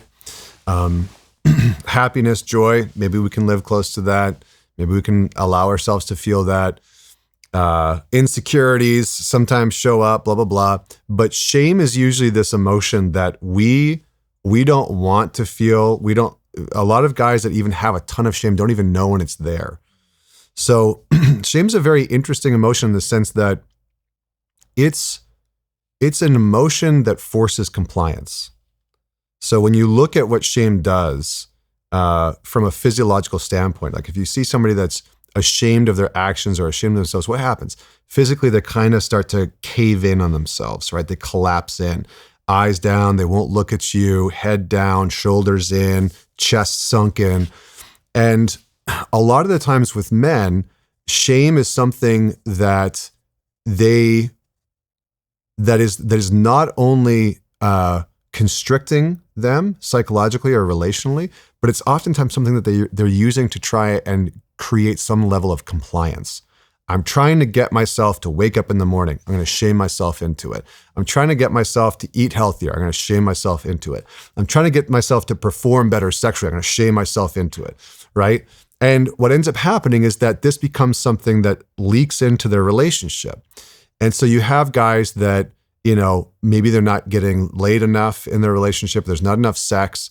And so what do they start to do? They start to deploy shame. They start to try and criticize their woman. They start to try and complain. They start to try and inadvertently shame her into having more sex with him. Well, that's the least attractive thing that you can do. And we all kind of know that consciously, right? Every man knows like, oh yeah, if I complain about not getting enough sex, that's probably not attractive. It's probably not going to get me laid more. But men do that because internally they have so much shame. So if you're criticizing your woman constantly, if you're complaining constantly in your relationship, it's a pretty good indicator that is emanating from the source inside of you, that you have internally a pretty high level of shame that you're deploying to try and correct your own behavior. So you're trying to shame yourself and criticize yourself into compliance, into doing the things that you want. And I see guys doing this all the time, right? They try and beat the crap out of themselves to go to the gym or eat healthier, not watch the porn, whatever it is. And it never works. It just reinforces the problem. So you have to do one big thing when it comes to shame. And that one big thing is that you have to start to separate personhood from behavior, which means that you have to start to separate who you are from what you do. And for most men, these things are completely enmeshed. So anytime you do something wrong, you are wrong. Anytime you do something bad, you are bad. Anytime you fail, you're a failure, right? For most men, there's no difference between what you do and who you are. Well, psychologically, what we know is that is a recipe for disaster. And so with my son, as an example, what I've started to teach him is that when he breaks the rules around the house, let's say he hits his sister, right? Or he pushes his sister over, or, he, the other day, he's got like this little F-18 model airplane, and he took the nose of the airplane and just like scratched the shit out of the walls, right? In our, our 3-year-old house. And so, but in that moment, what happens for most boys is you did something wrong and you are wrong. And for kids, the problem is that children are little bundles of ego. So everything that happens around them, they kind of feel like, oh, I had something to do with this. Mom and dad got divorced. I had something to do with this. Mom and dad are fighting. I had something to, what did I do to cause this? They're little bundles of egos that feel like everything revolves around them and that they've done something to cause things. And so what we want to do from a very young age, or we want to start doing no matter what age we are, is separating personhood from behavior. So when my son decided to scratch the shit out of our walls with the F-18, I said, listen, buddy, first off, you get a consequence, right? Because he needs to understand that some actions have consequences. Second off, I said, you are a good boy and what you did is not okay. You're a good kid. That action, that choice was bad. And he got that because I say it to him all the time now. What you are good, what you did was not okay. And just by doing that one simple thing, we start to reinforce who I am is good. I am inherently good. I'm inherently not broken, not faulty, not bad, not wrong, not a failure, not a fuck up. I'm inherently good. That choice, that decision, that behavior, that was wrong. That wasn't okay. That was bad. And then we can deal with the behavior. Then we can deal with the choice. But for most men, those two things are completely enmeshed. And so what happens is you say, I'm not going to watch the pornography tonight. And then boom, you're watching it. And as soon as you're done, what's the narrative? What's the story inside? I'm such a fuck up. What's fucking wrong with me? Why can't I get over this shit? Such a piece of shit. Or like, I fucking did it again. And so we end up criticizing ourselves and who we are at a fundamental level instead of saying, you know what, that choice wasn't good. I'm good. I'm okay. but that choice wasn't good. So we have to start to separate those things. And I think for men, you can start that now. You can start to say, I'm good, but the way I handled that conversation with my wife, not great. So what do I need to do differently? Oh, I'm good, but the decision that I made in terms of how, the day drinking and then, going to do the presentation at work, that was a shitty choice. That was a bad choice. Okay, let's look at that behavior. Why did I do that? And then you can start to address the behavior rather than who you are. And then you start to create doing and being, right? For most men, there is no being. There's no, in psychology, it's called personhood, right? So there's your persona, your ego, your identity, which you want to develop. You want that to be robust. The ego is not a bad thing. You want to be, like, the more capable you are, the more that you can develop a healthy ego. The more competent you are at things that you care about, you can develop a competent, capable, healthy ego. The more aligned you are with your decisions, your choices, your morals, your values, your ethics, the healthier and more robust of an ego or a persona that you can create. Your sense of personhood is a little different. That's just a sense of self. That's outside. You can think of it as like your persona or your ego is your self-esteem. Your personhood is your self-worth. It's your inherent value. And the problem in our modern culture is that men are told you are born without value. You don't have any value, you have to build it. You have to build yourself into something. And so most men spend their lives chasing self-esteem, trying to build self-esteem, but always lacking this fundamental self-value, valuing who they are outside of what they do. So your value can still be intact. Me, Connor, still has value even if I make a bad decision. I'm still good, I'm still okay, even if I fuck something up and get something wrong. I'm still okay even if I missed out on a part of my morning routine. I don't fall apart if that happens because I'm not every single small thing that I do. I'm much broader, I'm much bigger than that. And my sense of self and my value as a human being is not contingent on every single action and behavior being perfect. And so we have to end this sort of pursuit of perfectionism as men because that's killing so many dudes. Damn, dude. That very much speaks to me. Because as you were saying that, I was like, okay, the issue that I might have if I were to say I'm good, but is believing the I'm good part of it. That's right. And I guess it's so crazy. I've never heard it put that way, that like we are not the amalgamation of all of our micro decisions. And I guess I've never really believed that or known that to be true. Yeah, because that's not what we're told, right? A lot of men were once boys who received love based on their performance. So a good example of this is, well, this is just another sort of a little bit of an aside. Boys by the age of 3 will receive 50% less physical touch than girls. So at this age, we start to receive less physical touch, and love becomes more dependent on how you're behaving and what you're doing. Because at the age of 3, from 3 to 5, young boys go through like a very, very miniature version of puberty. So at the age of 3, they'll start to have an increase in testosterone that will go through to the age of 5. And so what you see is from 3 to 5, young boys start to get rowdier, they start to get rougher, they start to really talk back, they start to become more aggressive.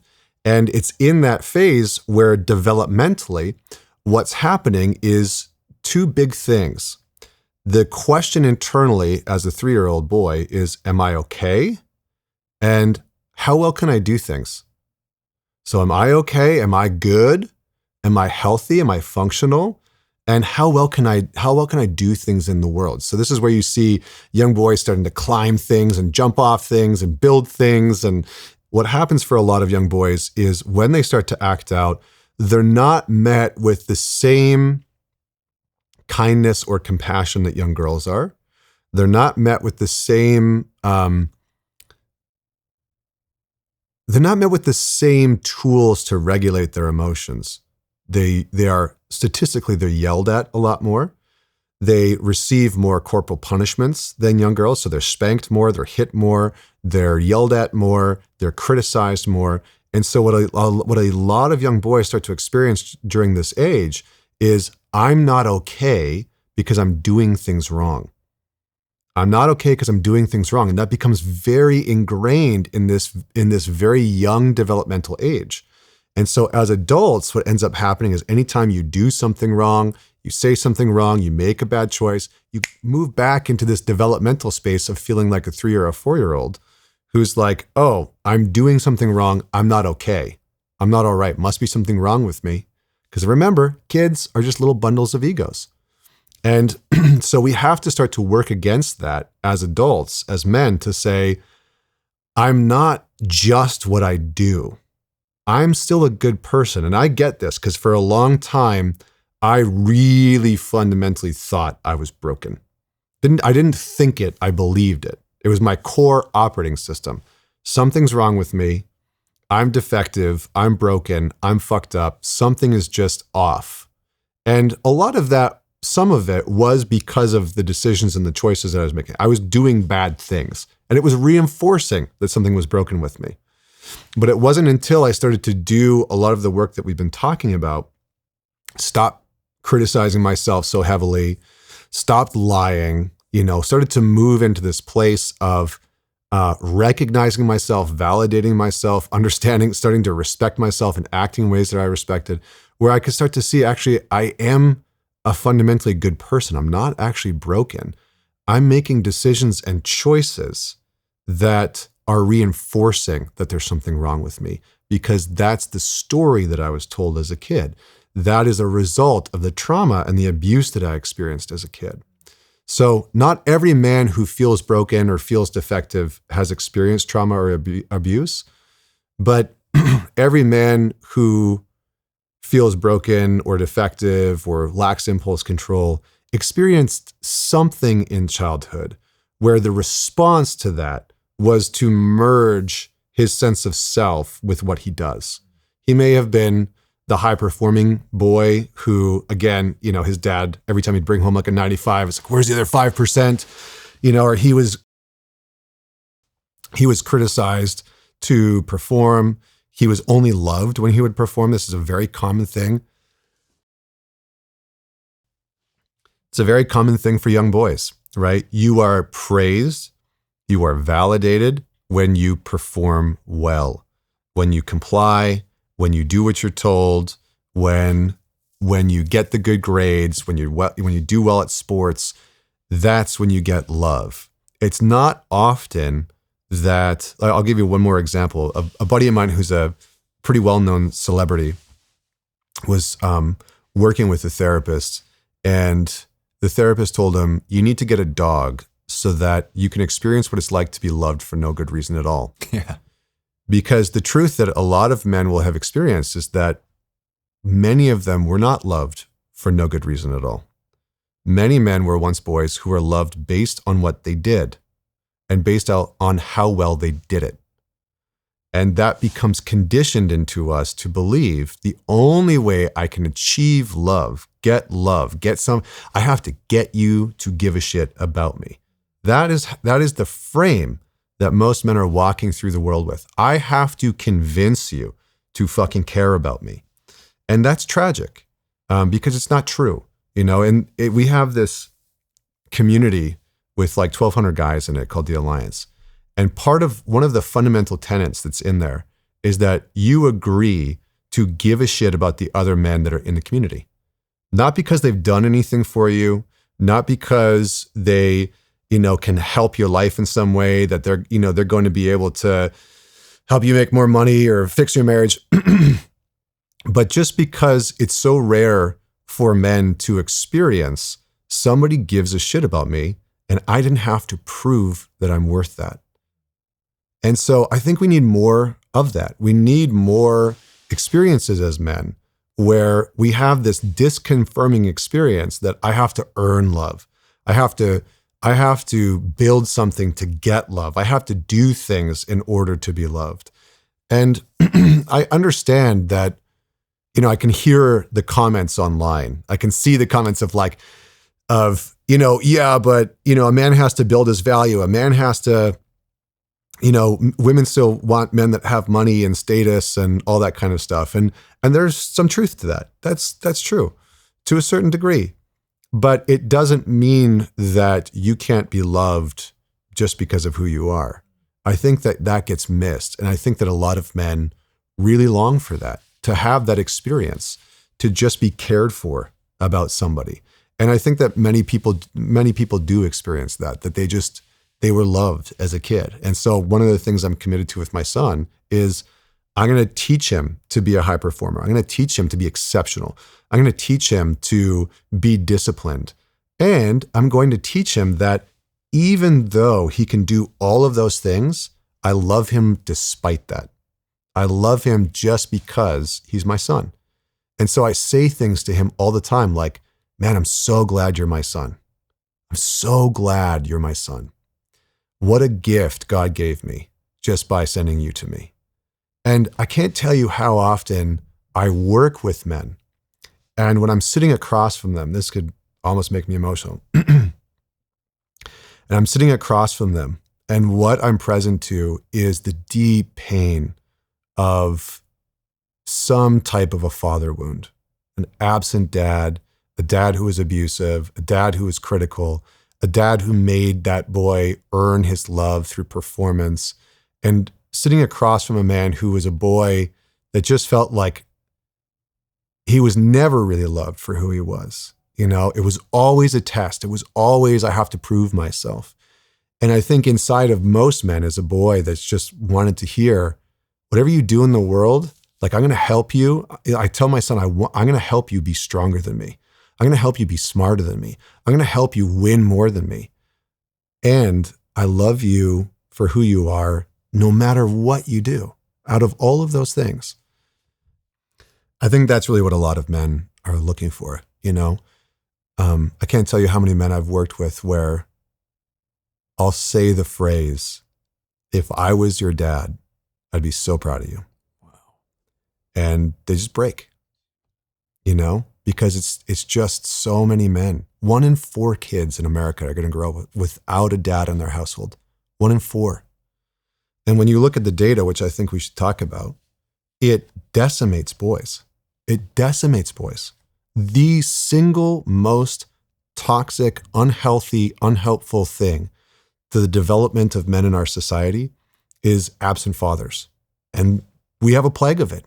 We have a complete plague of absent fathers. When I say absent fathers, I don't just mean that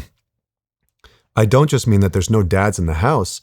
I mean that you have a dad that's there who's emotionally numb, emotionally unavailable, emotionally disconnected, doesn't say, I love you, doesn't say, I don't care about, I care about you.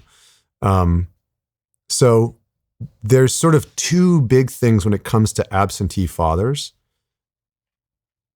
The first one is, again, 1 in 4 kids are going to grow up without a father in the household, and that will disproportionately affect young boys. The second piece is what I call the ghost dad. And ghost dad is the dad that's there, but not.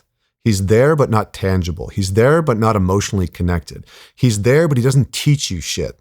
He's there, but he's critical and demeaning, and he's harsh, and you don't even really have a sense of whether or not he fucking wants you in his life. That's ghost dad. Ghost dad is like, he's there, but you can't there's nothing to plug into. You're not really receiving anything. And there's kind of a question mark of whether or not you're actually wanted. So what's interesting is that when you look at fatherless homes, okay, 1 in 4, as I said before, 1 in 4 kids are going to grow up without a father in the home. And that disproportionately affects young boys. So for example, it will affect young girls, but what you see is a rise in maybe a little bit of promiscuity with young girls, but it's not going to affect their education, their mental health, those types of things. So usually you'll see the biggest sort of challenge is teen pregnancy with young girls. So you have like 71% of teen pregnancies come from fatherless homes. But for young boys, what you'll see is that it will disproportionately hit them in pretty much every single category. So for example, 90% of kids that go into juvenile come from fatherless homes, 90% of young boys. come from fatherless homes. 85% of young boys that drop out of school come from fatherless homes. 80% of kids that struggle with any type of behavioral disorder come from fatherless homes. 94% of runaways come from fatherless homes. So you just start to go down the list, and what you see is academically, young boys struggle. From a behavior perspective, they will struggle without a father in the household.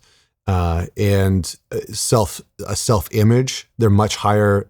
They have a much higher likelihood of self-harm if they don't have a father in the household. And so, for young boys to not have a dad around is damaging.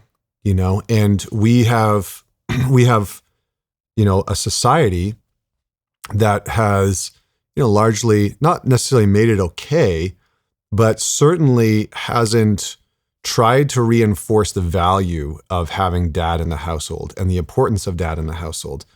And I think it speaks to a larger cultural conversation where the modern narrative around men and masculinity is fairly negative. It really is I like this saying, my friend Chris Williamson has said this on his show a couple of times, that the general narrative is that men don't have problems, men are the problem. And so because of this narrative and this belief structure that's within our society, when we start to talk about men's issues, suicide rates, the fact that, men can experience domestic violence, the challenges that young boys are having in school, the fact that by 2030, you're going to have 2 female college graduates for every 1 male college graduate. So women are outpacing men and going to college, graduating from college, which, by the way, that's the inverse from the 1960s. In the 1960s, before we passed Title IX, it was 2 men for every 1 woman. And so we passed legislation to try and ensure that we could have more, equality or equal shot of men and women represented in colleges and universities. And now it's the inverse of that. And, there's a whole conversation about whether or not college campuses are conducive for men to even want to go there. But I think that in a lot of ways, this notion that men don't have problems, men just are the problem, is really fundamental to part of the decline that we're seeing in men. So you have another example, as we were talking about before, you have more men living at home than ever before. 18 to 29, there's a lot of guys living from home. There's a lot of guys that are single. There's a lot of guys that are sexless. And this is all on the rise. And the perspective is that, it's because of the patriarchy, right? This is the I call it the patriarchy virus. It's this idea, it's an extension of men don't have problems, they just are the problem. But it's this idea that we need to fundamentally deconstruct and take down this evil patriarchy. But the patriarchy, what ends up happening is that men just get villainized in modern public, because you can't point to anything specific and say, there's the patriarchy. You can point to some behaviors. You might be able to point to some institutional pieces, but there is no necessarily deconstructing the patriarchy.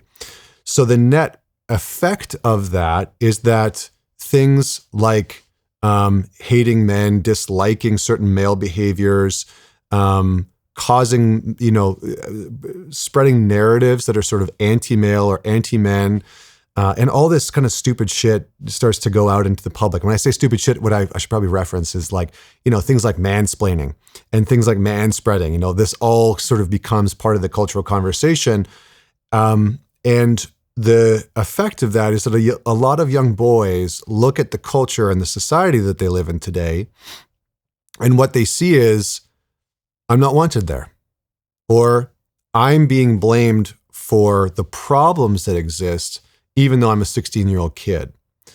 And the impact of that is that we try and pass legislation and laws and programs that are not actually helpful for young boys. So like in the UK, they've just passed some legislation where they're instituting anti-misogyny classes in schools, right? Anti-misogyny classes, not here's how to be a healthy young man, not programs where mature men can teach young boys or be role models for young boys, but more of the exact same thing that we have done for decades, which is we are not giving young men any kind of vision for who they could be as a man. We are giving them a laundry list of shit that they should not do. So there's no real image or vision of who they could become. For women, that's not the case, right? Every woman's aspiring to be a boss babe and be an entrepreneur and be super independent and make money and start a business and thrive. But young boys are being told, you're the problem.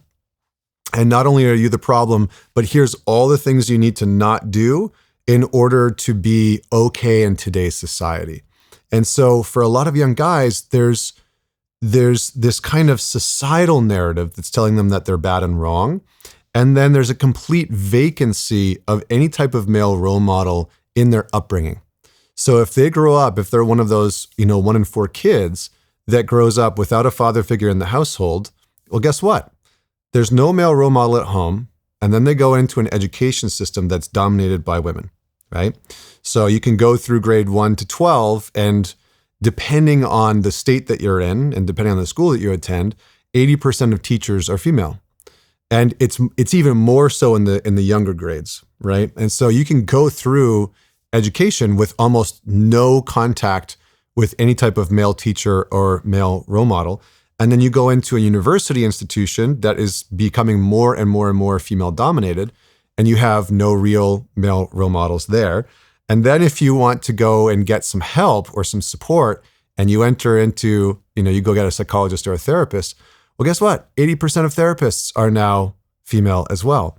So a young man can grow up, and then when you add on top of that the layer of the bullshit dads and men that you see in TV, it's the majority of TV dads are completely incompetent. They're dumb as fuck.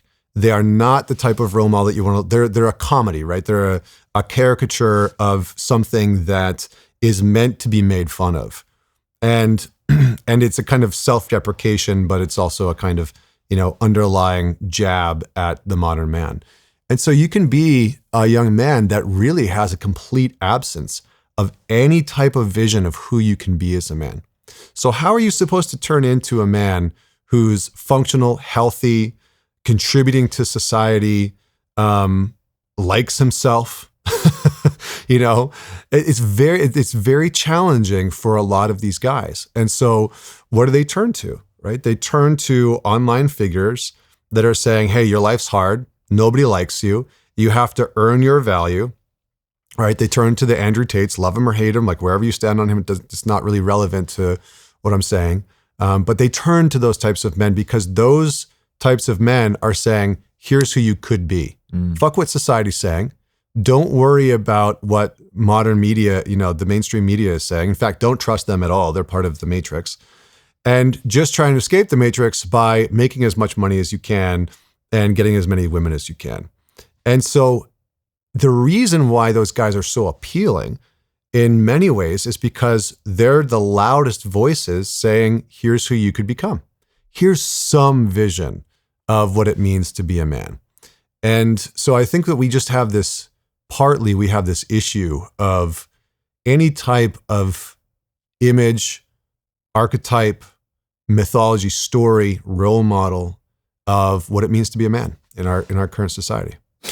Dude, I think it's so true. And it's funny. I thought of this like a couple minutes ago when you were talking. It's like, that's so true. Every TV series, the dad is like the bumbling idiot with a big gut that just sits there and drinks beer and forgets to do shit. And the mom is like the sharp, witty one that keeps the entire thing together.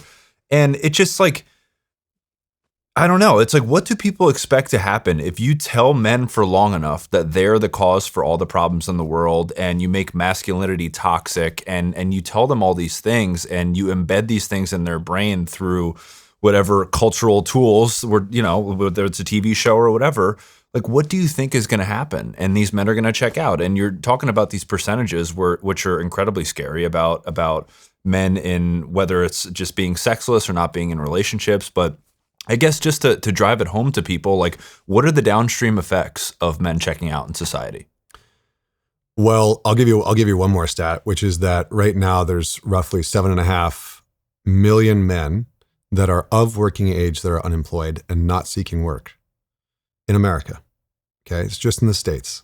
7.5 million men. So the downstream effects are we are producing generations and large swaths of men that are largely undateable to women, right? Because, women still want the data shows, the research shows that women still want a man who they want to date up and to the right, which basically means that they want a man who has equal or higher status than they do. And that status could be money, finances, it could be social status, it could be a number of things. But generally speaking, women still want to date men who are earning as much as them, if not more. That's a pretty high value for them. And so one of the downstream effects is that what we see, and you can see this in the data on dating apps, is that large populations of women are disproportionately going after a very small subset of men. Like on Tinder, as an example, there was all this famous data that came out a few years back. And what it showed was that 95% of women were going after 5% of the men. You have 95% of the women chasing after 5% of the men. So what does that do? If you're in that category as a man, if you're good looking, you're in good shape, you're tall, you've got money, you don't have to settle down. Your inbox is flooded with women vying for your attention. And then you've got a large cohort of men that maybe get some attention from women. And then you've got 50% of men at the bottom that get no attention. They can't, and you see this on Reddit. You see these guys that have swiped through 15,000 profiles and gotten one response, or they swiped through thousands of women's profiles and they've gotten 2 conversations and 0 dates and, 0 dating. And so part of what that does downstream is it creates a bit of the discontent that we see with modern dating, right? Women say, where have all the good men gone? Well, partly society has said there's no such fucking thing as a good man, right? That's part of the issue is that, and not to get political necessarily, but when you look at the left, and I had this guy from California on my show and we talked about this a little bit, the left can't identify a good man to save their lives. The progressive left cannot agree at all on a man that represents their values. And so it just doesn't exist. He doesn't exist at all. And so for a lot of guys, what that does is they don't know who to become. They don't know who they should be. Their core values never necessarily land. And then you have this kind of Aurora Boreas. You have the snake eating its tail, right? And so the left is constantly attacking anybody that happens to rise up and take some level of prominence within the left as a man, like Scott Galloway, for example, who I had on my show, great conversation, don't agree with everything that he says. But he kind of became the left's like poster child of preaching and talking about, here's what we need to do for men, here's what we need to help men. But if you look at the comments on all of his content, he's just constantly attacked. He's constantly attacked by left-leaning people that don't agree with what he's saying. So I think part of the downstream effect of this is that men, that there's no real role model that's acceptable to one side of the political aisle, which means that for a lot of men, they don't really have a sense of, well, how do I become a successful man? If I'm liberal, if I'm progressive, it seems like the only way for me to get women's attention is to kind of prostrate myself in front of them. It's to, and this is, I've called this the repackaging of original sin, right? Is that in modern culture and society, some parts of it have said that you as a man, because you're part of the patriarchy, you were born with original sin because you have a penis, because you are male, because you're masculine. You have original sin, and you have to kind of assess what your specific sin is, and then you have to ask for forgiveness to the modern gods of culture for that sin. And that doesn't work for most men, because that's a specific type of compliance that that basically says you have to operate in very certain ways that are almost self-loathing. Like you almost have to dislike yourself as a man. So for example, after Trump won the last election, the left went crazy with like all these young men. They went to the right, they're been radicalized and da-da-da-da. And two things about that I think are important, and I'll pause because I've kind of said a few different things. I'm curious to see where you want to pull us back into. The first is that modern men didn't leave the left. They stopped having a place there. Mm. There is no place for modern men on the progressive left. And the second thing is that men haven't become radicalized. When you look at the data, women are way more radicalized to the extreme political left than men are to the extreme right. So when you look at polling data amongst American citizens and you look at the divergence between men and women, women have swung much further left than men have swung to the right. Men have gotten a little bit more conservative, but what the data shows is that women have gotten extremely progressive, way more progressive than men have gotten conservative. So there's a misconception, and I think as somebody that got a degree in music originally and was in that sort of hyper liberal art space and knows a lot of those people and was in a more progressive mindset and a more progressive leaning ideology, I think this sense that a lot of men have is I didn't leave the left left me.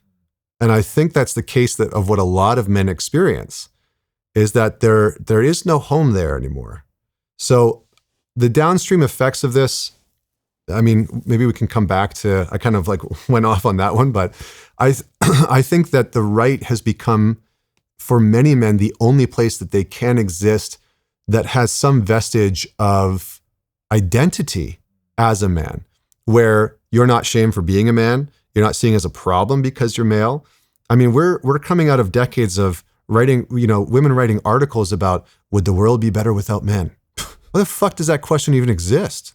Who's writing about that? Or all men are rapists. All men are criminals. All men are murderers. And, I remember reading, because people send me this stuff all the time, right? Because this is my work.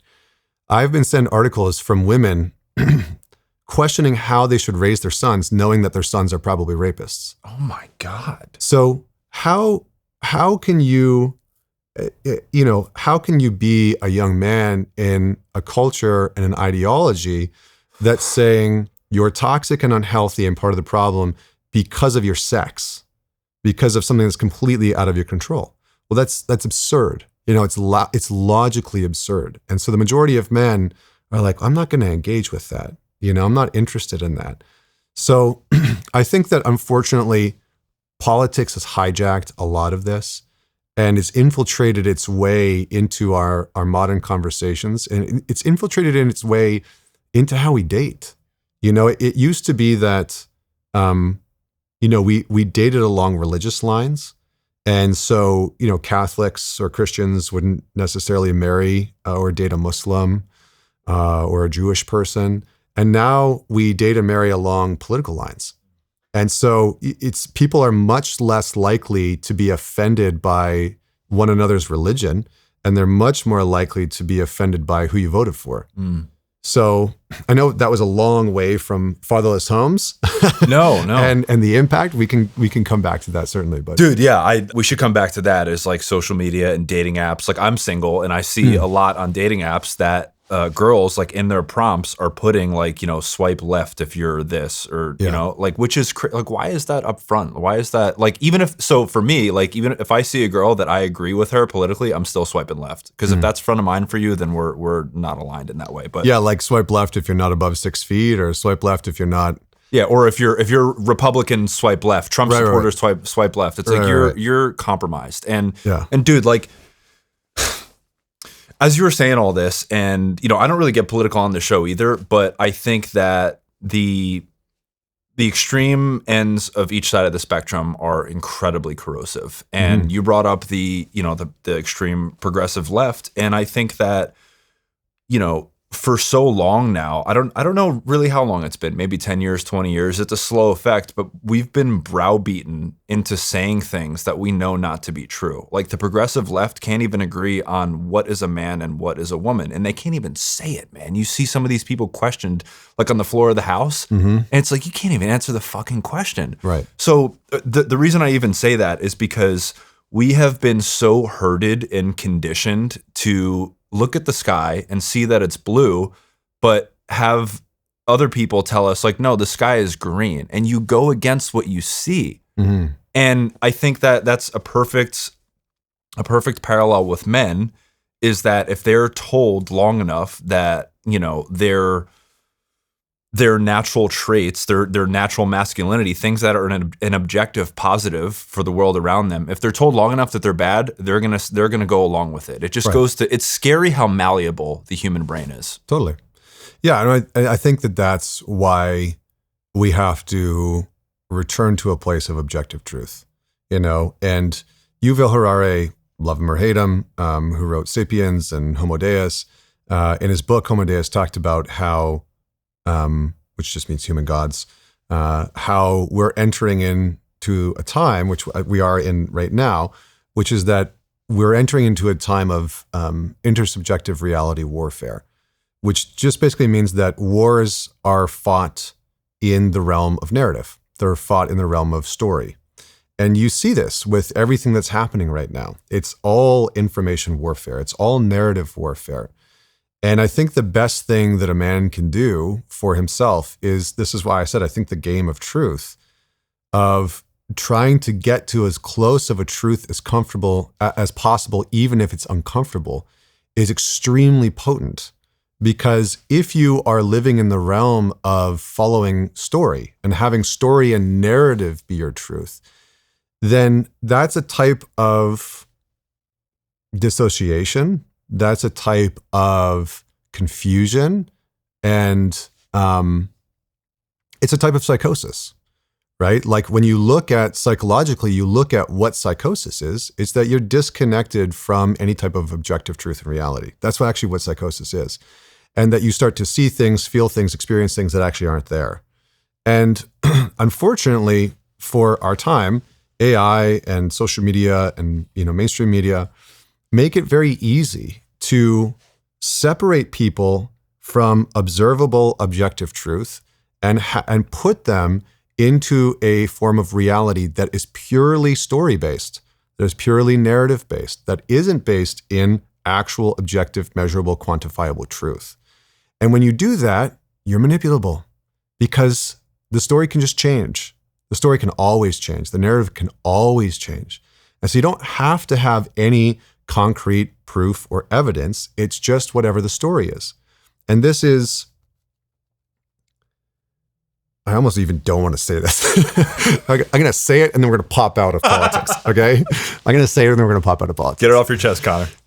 This is one of the first lines in Karl Marx's work, which is that which advances the revolution is morally true, is ethically true.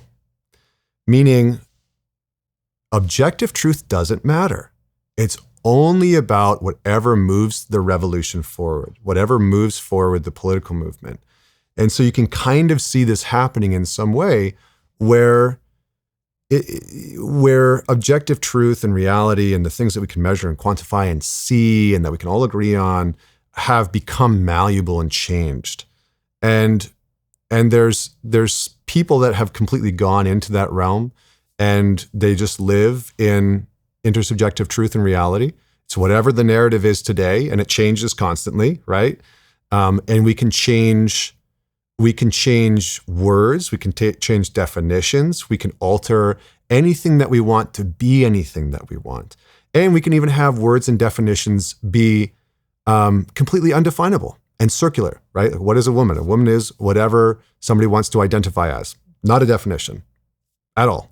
Like, that's just not a definition. That's circular. So I think it becomes very problematic. And I think the challenge is that, coming back to what we were talking about, is that when you have a large population of young men who are fatherless, who don't have good male role models. They never really develop or mature into men who are willing, capable, and able to say the hard thing, which is the truth, right? To say, no, that's not objectively true. That's not objectively true. That's not what we can see, touch, feel, measure, quantify. Here's what's objectively true. Or to stand up against something that's meaningful or harmful. And those types of men either become much more malleable and there's a higher likelihood that you can coerce them because they're living in story, or they just kind of check out from society. And unfortunately, the downstream effect of not having male role models, not having great fathers in the household, is that we see the collapse of the family system happening within our culture. And there, to the point where there are what's called family abolitionists now popping up, which are, they want to abolish the family. They see the family as the place where racism, stems from, that the patriarchy stems from, which is wildly hypocritical when you see what these people are cheering for, right? It's like, where does it come from? I think it's Rick from Rick and Morty. It's like, your boos mean nothing to me because I've seen what you cheer for. Yeah. But I think the downstream impact of that is because there's this huge vacancy for a young man, is that you have so many young men sidelined. They're not in the workplaces. They're not in the cultural conversation. They're not in dating. They're not in the university institutions. They're not standing up for what they believe in. They're not in the fight for what is ethical or moral. They're completely sidelined, and in some ways they're kind of asleep. And they're asleep with, weed and porn. I mean, porn is probably the greatest invention in the world to inculcate and subdue an entire generation of men. I mean, I think about how little I got done when I was addicted to porn and just jerking off all the time and watching pornography all the time. It was insane. I got nothing done. And that's the case for so many men, is that their lives are so small because there's no man in their life that gives a shit enough about them to say, I'm going to pull you out of this. I'm going to help you. I'm going to challenge you. I'm going to confront you. I'm going to push you out of this. I'm going to support you through this. And there's no role model that's there that gives them something to ascend towards. And throughout human history, boys have been initiated into manhood. It's not been a natural process that's just unfolded. It's been something that they are initiated into, where they're forced to confront things that are bigger than them. They're forced to confront their own power. They're forced to confront their understanding of what it means to be a boy and what it means to be a man. And, there's a great quote by Richard Rohr who says, unless a man goes on a journey of powerlessness, he'll always abuse power. And so I think, initiation was meant to do that. It was meant to force a young man into this experience of powerlessness. He's taken off into the woods. He's left there for a few days. He's got to fend for himself. And he realizes that he's small and insignificant compared to the mettle of nature, compared to the bears and the wolves that are out there. And that helps him to reconcile with his own power in some ways, so that he doesn't become omnipotent. He doesn't become flaccid in some capacity and pretend like he's got no power. So I think, to summarize, I think in part, we just have way too many men that are on the sidelines of life, who do not believe in themselves, who haven't been fostered in any way by other men, who haven't been really raised by other men. And I see this all the time because I have men that are 20, 30, 40, 50, 60, and sometimes 70 who say, I still feel like a kid. I still don't feel really, I'm a executive, I'm a man, I'm raising kids, but I still feel like I'm not equipped to have the responsibility that I do in life. And I think that's a byproduct of this vacancy of male maturity. So I think women suffer because they have less men to date. culture suffers because it moves in all kinds of wild directions when there's no men there to say, this is unjust, this is not right. We need to be able to have some conversation. I think that relationships become way more fragile, which they have, right? Any sniff of different disagreement now is grounds for relational death, right? It's like, if I disagree with you, I can cut you off in a heartbeat. Doesn't matter if you're my dad or my mom or my brother or sister or friend or coworker. I disagree with you. I'm offended. I'm not going to talk to you anymore. It's like, well, that's what children do. That's what narcissists do, right? It's not what mature adults do. So my belief in my work is really about how do I help you become a more mature, more unfuckwithable, robust man that can walk through the world, because we need it.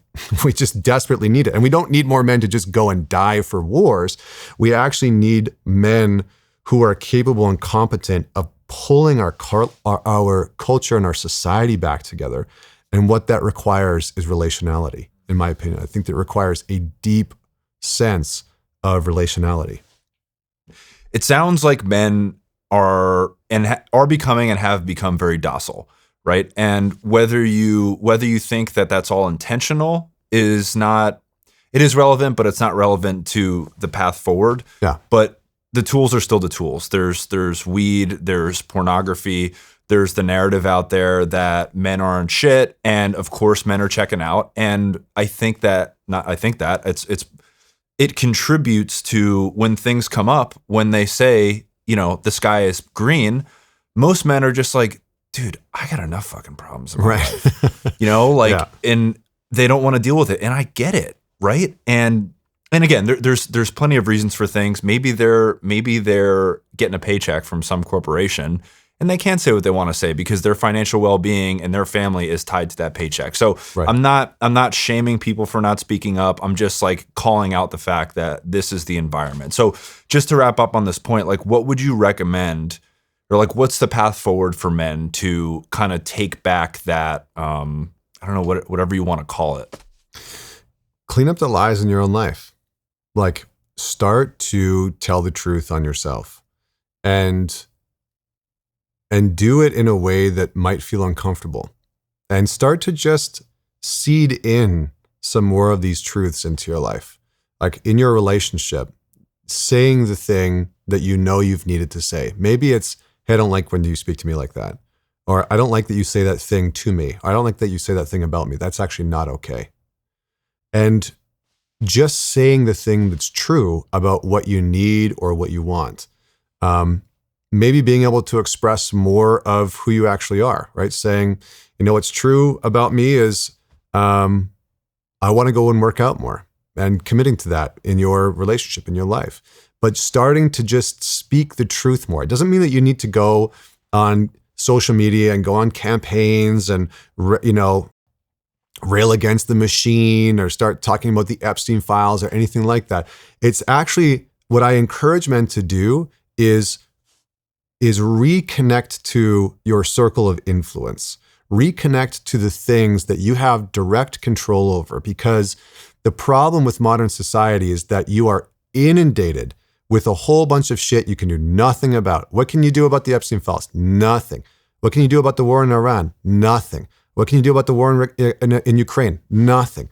I mean, maybe you can go fight, you can go enlist, you can go and have a nonprofit that supports, you can, I'm not saying that you can't do anything at all, but the majority of people, they can't do anything about it. Or they're not going to do anything about it because they don't actually care about it. So what you want to do is you want to pull the nets in and really focus in on all of the things that you can influence directly.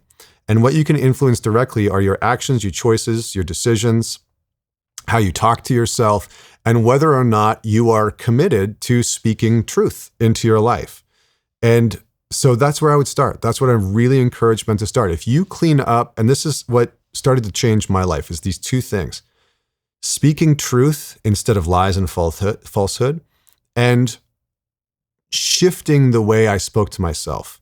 And for me, that meant repurposing, repackaging, or reassigning my inner critic with a new role. So I like to look at our inner critic, or maybe for you, it's a judge, right? Somebody's just constantly judging everything that you do. For me, it was a critic. It was constantly shaming, criticizing, putting down the things that I would do, especially when I would fail. So what you want to do is you want to repurpose that soldier, because your critic, your inner critic, if you look at it from like a internal family systems lens, is just a part of you that is a soldier. It's a loyal soldier. You can think of your inner critic as a Marine that is just going along with the assignment that it's been given. So you can give it a different assignment, right? For me, I gave that sort of Marine, that loyal soldier, the assignment of validating me, looking for the evidence that I was doing things well, looking for the evidence of what I could recognize myself for. And that by doing that, I started to retrain that part of me to, instead of looking for all of the shit that I was doing wrong and chronically pointing it out and, beating myself up for it and reinforcing this negative bias and story about myself, started to retrain and reprogram that self to be like, okay, yeah, that conversation didn't go so well, but here's the 3 things that I did really well in that conversation. How can I do more of that? Or can I at least recognize myself for having done it? Or, you know what? I didn't get up right at 6 o'clock to go to the gym, but I got up at 6:15 and I went to the gym. All right, I'm going to celebrate myself and recognize myself for that. And what you start to do is that the story and the narrative of how you view yourself starts to shift. And slowly over time, that loyal soldier moves from being the part of you that's chronically criticizing you to the part of you that is all of a sudden cheering you on and celebrating you. And so your internal experience starts to fundamentally change. And you move from trying to fuel yourself with shame and self-loathing and self-hatred to fueling yourself with gratitude, with joy, with recognition and respect. And that's a very different way of being. It's a very different way of being. So I would say that those 2 things are a great place to start, because if you can pull the nets in and you can start to say, do I have any influence over that? No. Well, I'm going to stop fucking wasting time on it.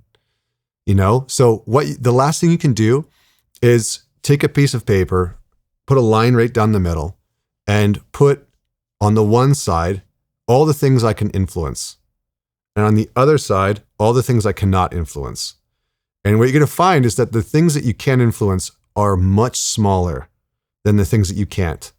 And the problem with the human experience in today's world is that we're almost always swimming around in a sea of all the things that we can't actually directly influence, trying to figure out, what do I do about that? How do I change your behavior? How do I get that person on the internet to agree with me? Which is fucking impossible, by the way, right? It's like, you're not going to change anybody's mind on the internet.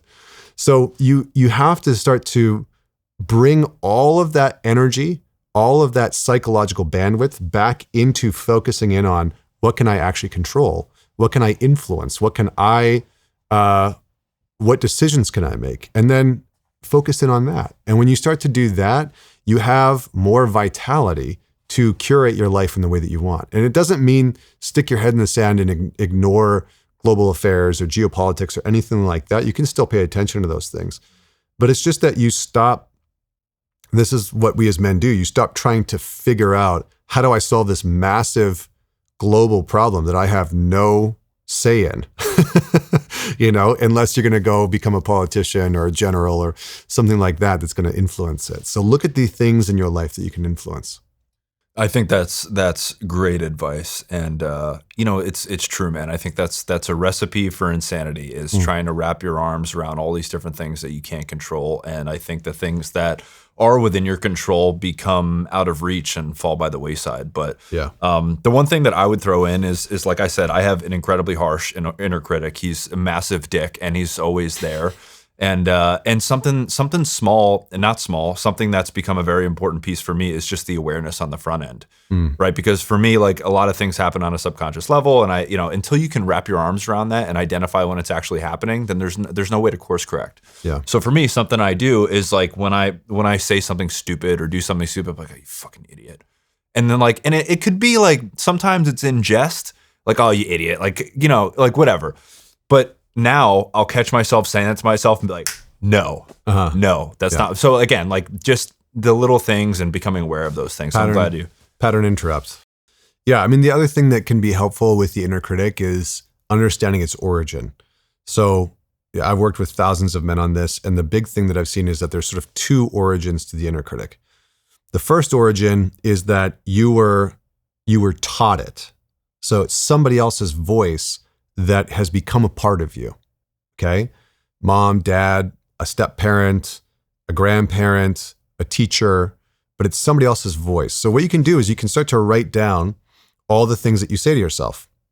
What the fuck is wrong with me? Why the hell would I do that? It's a stupid piece of whatever it is, right? Write down a list of everything that your inner critic says to you, or that it says when you mess up or get something wrong, and ask yourself one question. Who said that to me growing up? Where did I hear that? And what you're going to start to notice is that for a large subset of people, they heard that somewhere in their youth and it stuck with them. Because again, when you are a child, you are a bundle of ego. And so when you hear things as a 3-year-old, as a 5-year-old, as a 7-year-old, you don't have cognitive discernment to say, dad's having a bad day, or man, dad has no control over his anger and he just says shit to me that's mean. You don't have that. What you experience as a kid when those things are told to you is that's the authority in my life that must know something I don't. And so you take it in as truth about who you are, because you can think about a child's psyche, their psychology. You can think about it as a wide open fence, as a kind of sponge, right? There's a wide open fence, and behind it is just a sponge that receives everything it sees, hears, and feels. So when you hear those things, there's no like, I'm going to close the fence to this, right? If you're an adult, if you and I didn't know each other and I was like, man, you're such a prick, you'd have the ability to be like, well, that guy's an asshole and I wasn't being a prick in that moment. And you can use some cognitive discernment to analyze the situation and be like, no, actually, I wasn't being a dick. Maybe he was just having a bad day, right? As a kid, you don't have that. There's no ability to sort of close off parts of the fence. And so everything gets through and becomes a part of who you are.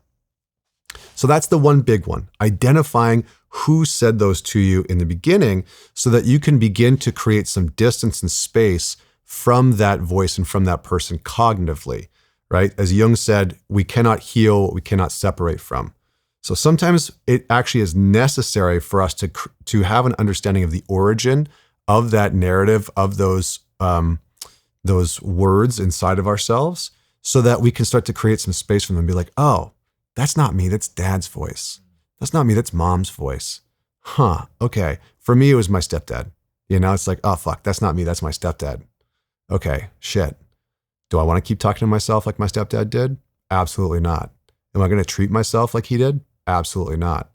And then it becomes that can be an extremely powerful motivating factor to be like, I'm not treating myself or raising myself or interacting with myself like they did anymore. Done with that. So that can help to shift it. Now, the other one is a self-formation. So you have the external formation, somebody's teaching you that way of being, whether directly or indirectly. They might be saying things directly to you. They might be insinuating things. It might be because of your behavior, right? You got something wrong. They shamed you, they guilted you. Maybe they didn't say directly, like, you're so dumb, you're such a piece of shit. But maybe what they did was that they'd stop talking to you for a day, or they'd pull away love and affection, or they would be overly dramatic about how disappointed they were in you. And you just felt this gut-wrenching sense of like, oh, fuck, I've really let mom down or dad down. Like, I'm so ashamed of myself. What's wrong with me? And so it's either indirect or directly taught to you. The other one is self-formation. And self-formation is when there's a kind of absence of direct or indirect feedback, and you start to deploy shame again as that compliance method. So shame is a very, very powerful tool for compliance and control. If you want to, this is when you look at all the sort of survivors of abuse, survivors of narcissists, the thing that those people deploy every time is shame. They use shame to try and squash you into something that they want you to be. So they try and make you smaller so they can control you easier. And again, because kids are little bundles of ego, if they think that something's going wrong externally, they will start to try and force themselves to comply to what their parents and caretakers, what they think they want their parents and caretakers to be, right? It's like, mom and dad want me to be a certain way, I think. And so let me try and force myself into compliance so that I get love and affection from them. So there's no direct, there's something wrong with you. There's no direct harshness or guilt tripping. It's oftentimes it's an absence. Mom and dad are not around very much. They're not there very much. They don't give much guidance. There's a huge amount of disconnect. And so what that child feels is, I need to force myself to be a certain way to maybe get their attention and their affection. And so they start to deploy shame internally in their dialogue to try and coerce themselves, for lack of a better term, to do what they think is going to get love and affection. So you have direct and sort of indirect, and then you have the absence of affection, the absence of attention. Because again, and this is a attachment conversation, attachment is fundamental. Okay. Every human being, we are attachment-based, social-based beings. And for children, not having attachment feels like death. And there's actually some studies of post-World War II in certain orphanages where the babies were held and fed and changed, way out-survived the orphanages where the babies were just fed and changed, but they were never held. Babies that were in orphanages that were just fed and changed, but not held at all, died at way higher rates. So we need physical connection. We need attachment. It's primary to our nature. And when we don't get it, we start to self-insinuate that there's something wrong with us. And so a child will start to scour for all the ways, like, what's wrong with me that mom and dad don't want to spend time with me? What's wrong with me that they don't give me hugs and kisses like Johnny or Jenny get? What's wrong with me that they don't want to play with me or read me books like my sister or my brother gets? And so it starts to become this internal investigation of, why aren't my needs getting met? There must be something wrong with me. And that becomes the identity of that child, who then grows up to have this hyper-focused inner critic that's always trying to figure out what's wrong with me. And it's because of that absence.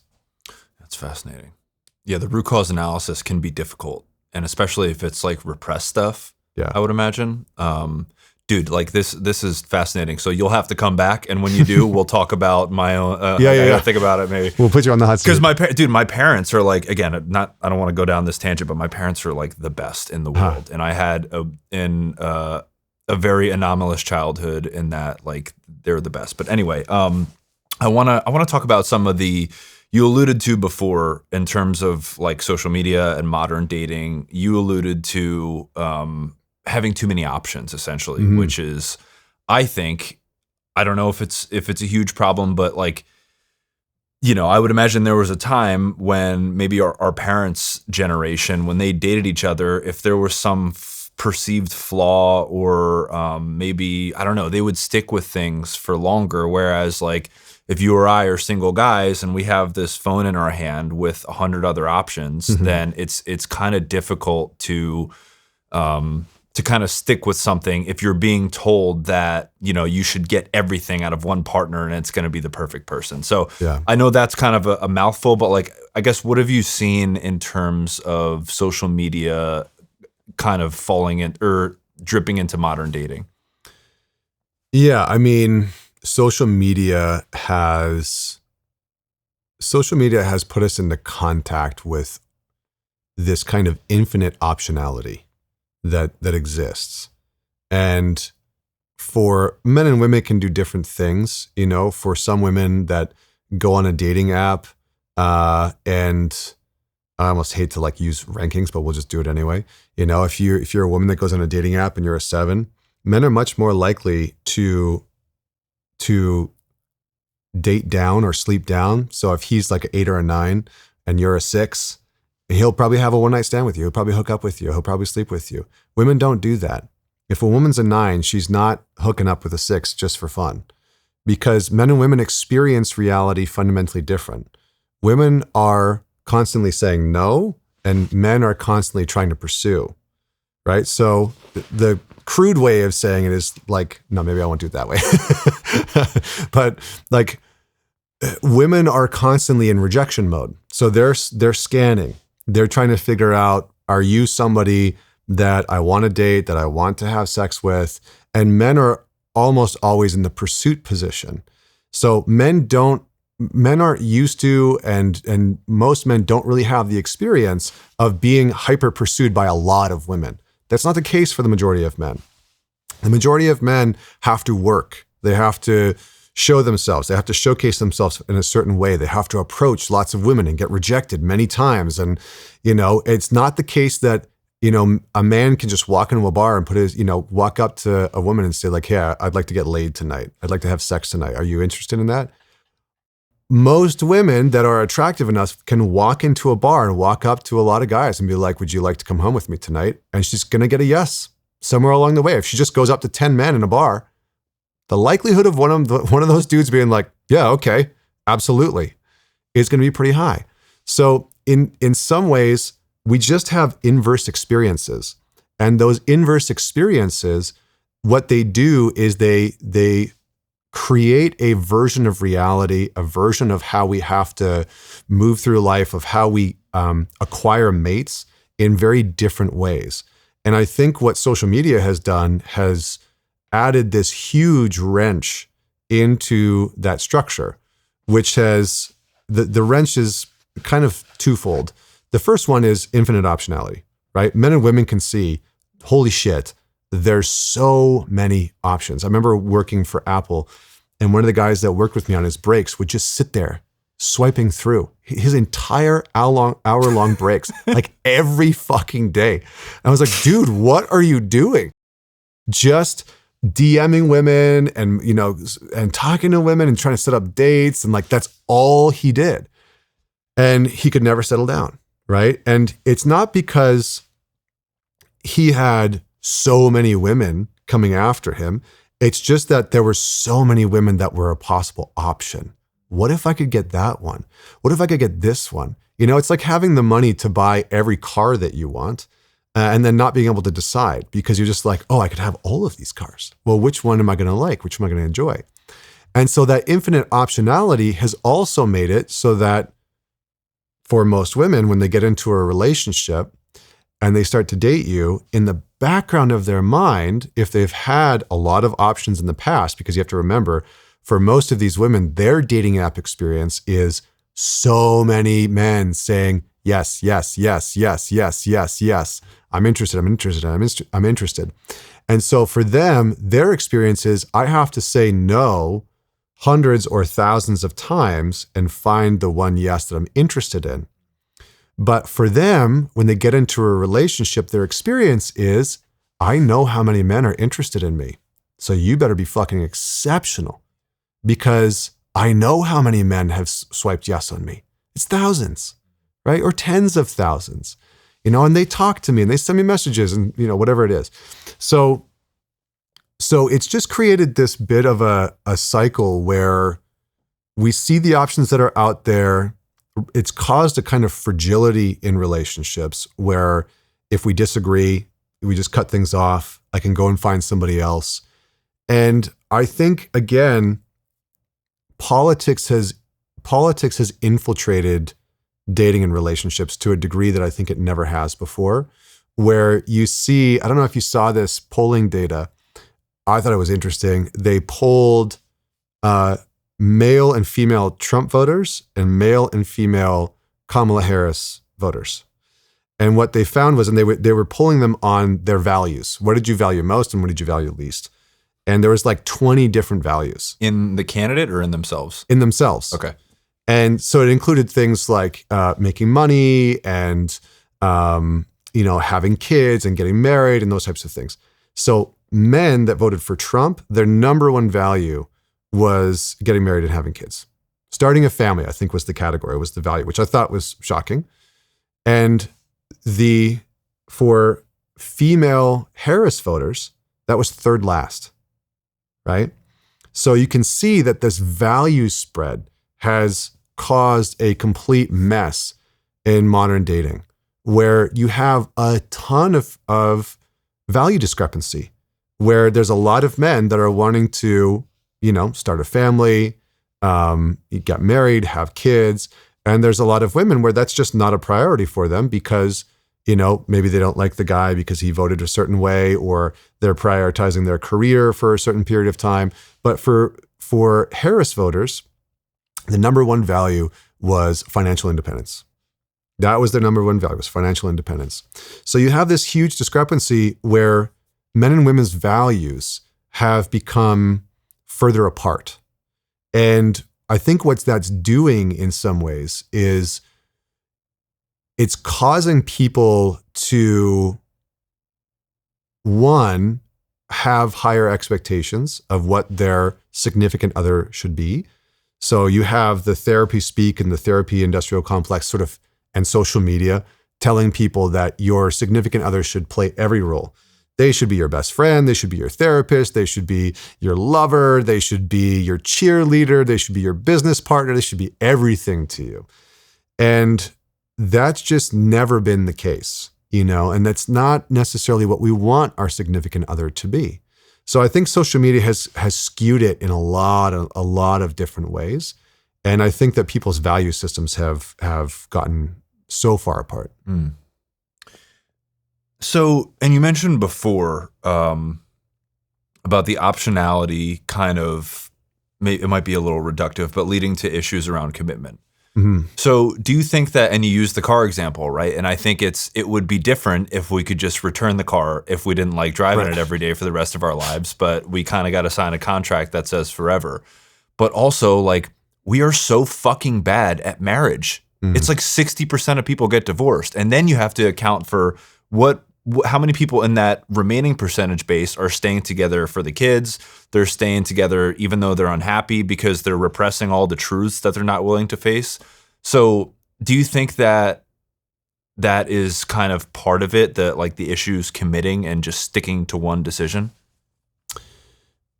Partly, yes. There's a few things that play into it. So one of the biggest challenges that a couple will face in a long-term relationship is that they're going to change. They're not going to stay the exact same person. They're going to like different things, want different things. They're going to, move from their partying phase to their sober phase. They're going to change as they become parents. Women are going to change as they move through menopause. Men are going to change as they retire or go through their midlife. And so people change. And one of the hardest elements to a long-term committed relationship is, how can I still love you as you change, as you evolve, as you become a different person? And that can be very challenging when people can start to change at different times. It's one thing if people are evolving or changing, sort of simultaneously, which can create a lot of chaos. But it's another thing if one individual is having this radical change and sort of asking the other person to come along with them, and they don't want to do that. So I think that type of transition is a really hard thing. And this speaks to the other part that causes some chaos in modern relationships, which is one of the fundamental pieces that is necessary for a successful relationship. And it's super simple, but it's very challenging for a lot of people. And that is going through a hard time together and coming out the other side okay. So this is actually, when you look at attachment, and attachment is just, sort of the study and the theory of relationships, how we develop, but also how we will go on to do relationships as adults, right? So anxious attachment, avoidant, disorganized, secure. What we want is secure attachment. We want to be able to have our own sense of identity and our own sense of self, but have yours complement mine. And one of the main things that builds secure attachment in relationship is that you and I can go through a hard time and come out the other side okay, right? We can go through it together, come out the other side okay. Modern relationships, in some fields, some places, some ideologies have almost entirely lost that ability. They've almost entirely lost the capacity to go through a hard time and come out the other side okay. Because so many individuals, their nervous systems, their psyche, their identity is so fragile that they can't go through a hard time at all and come out the other side okay. So how are they supposed to go through a hard time in relationship with somebody out and come out the other side okay? And some of culture and society tells people, when you start to go through a hard time, you should turtle up. You should just pull into yourself. You should just focus in on yourself, go through that hard time, and then you'll be all right.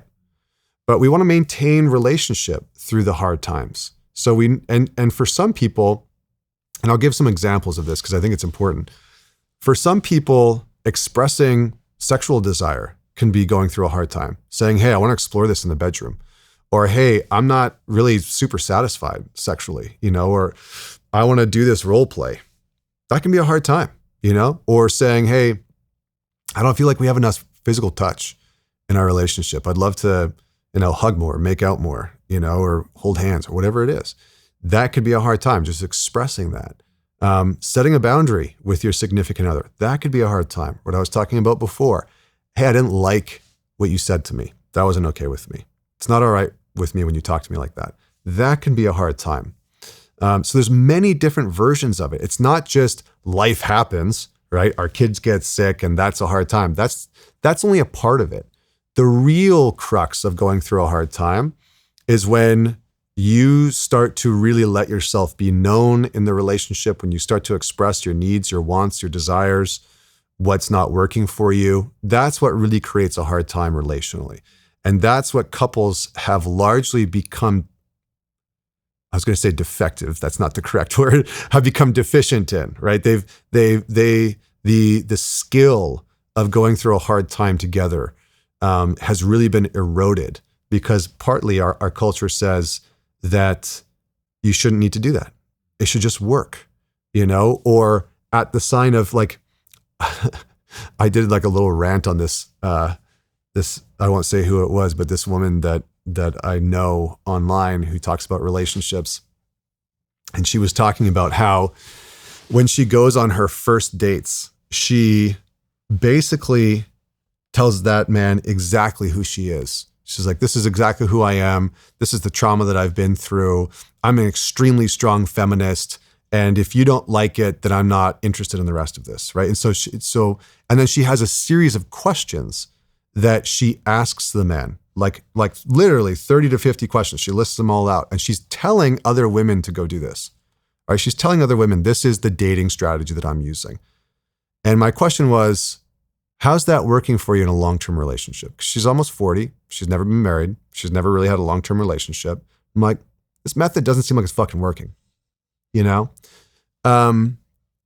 And so, but I think that this is how people are starting to approach modern dating, which is that it's more of an interview than it is a romantic endeavor. Romance has mystery. Romance has novelty. Romance is putting you in contact with the unknown. And that's part of the allure. That's part of the charge, is that you don't know everything. You don't know how it's going to go. You don't know how it's going to unfold. You don't know if you're going to fall madly in love and have kids together or get your heart broken. That's the point. It's not, I'm going to deploy this system to interview you to make sure that I'm as quickly and efficiently as possible weeding out all the candidates that I'm not interested in because I know what's best for me.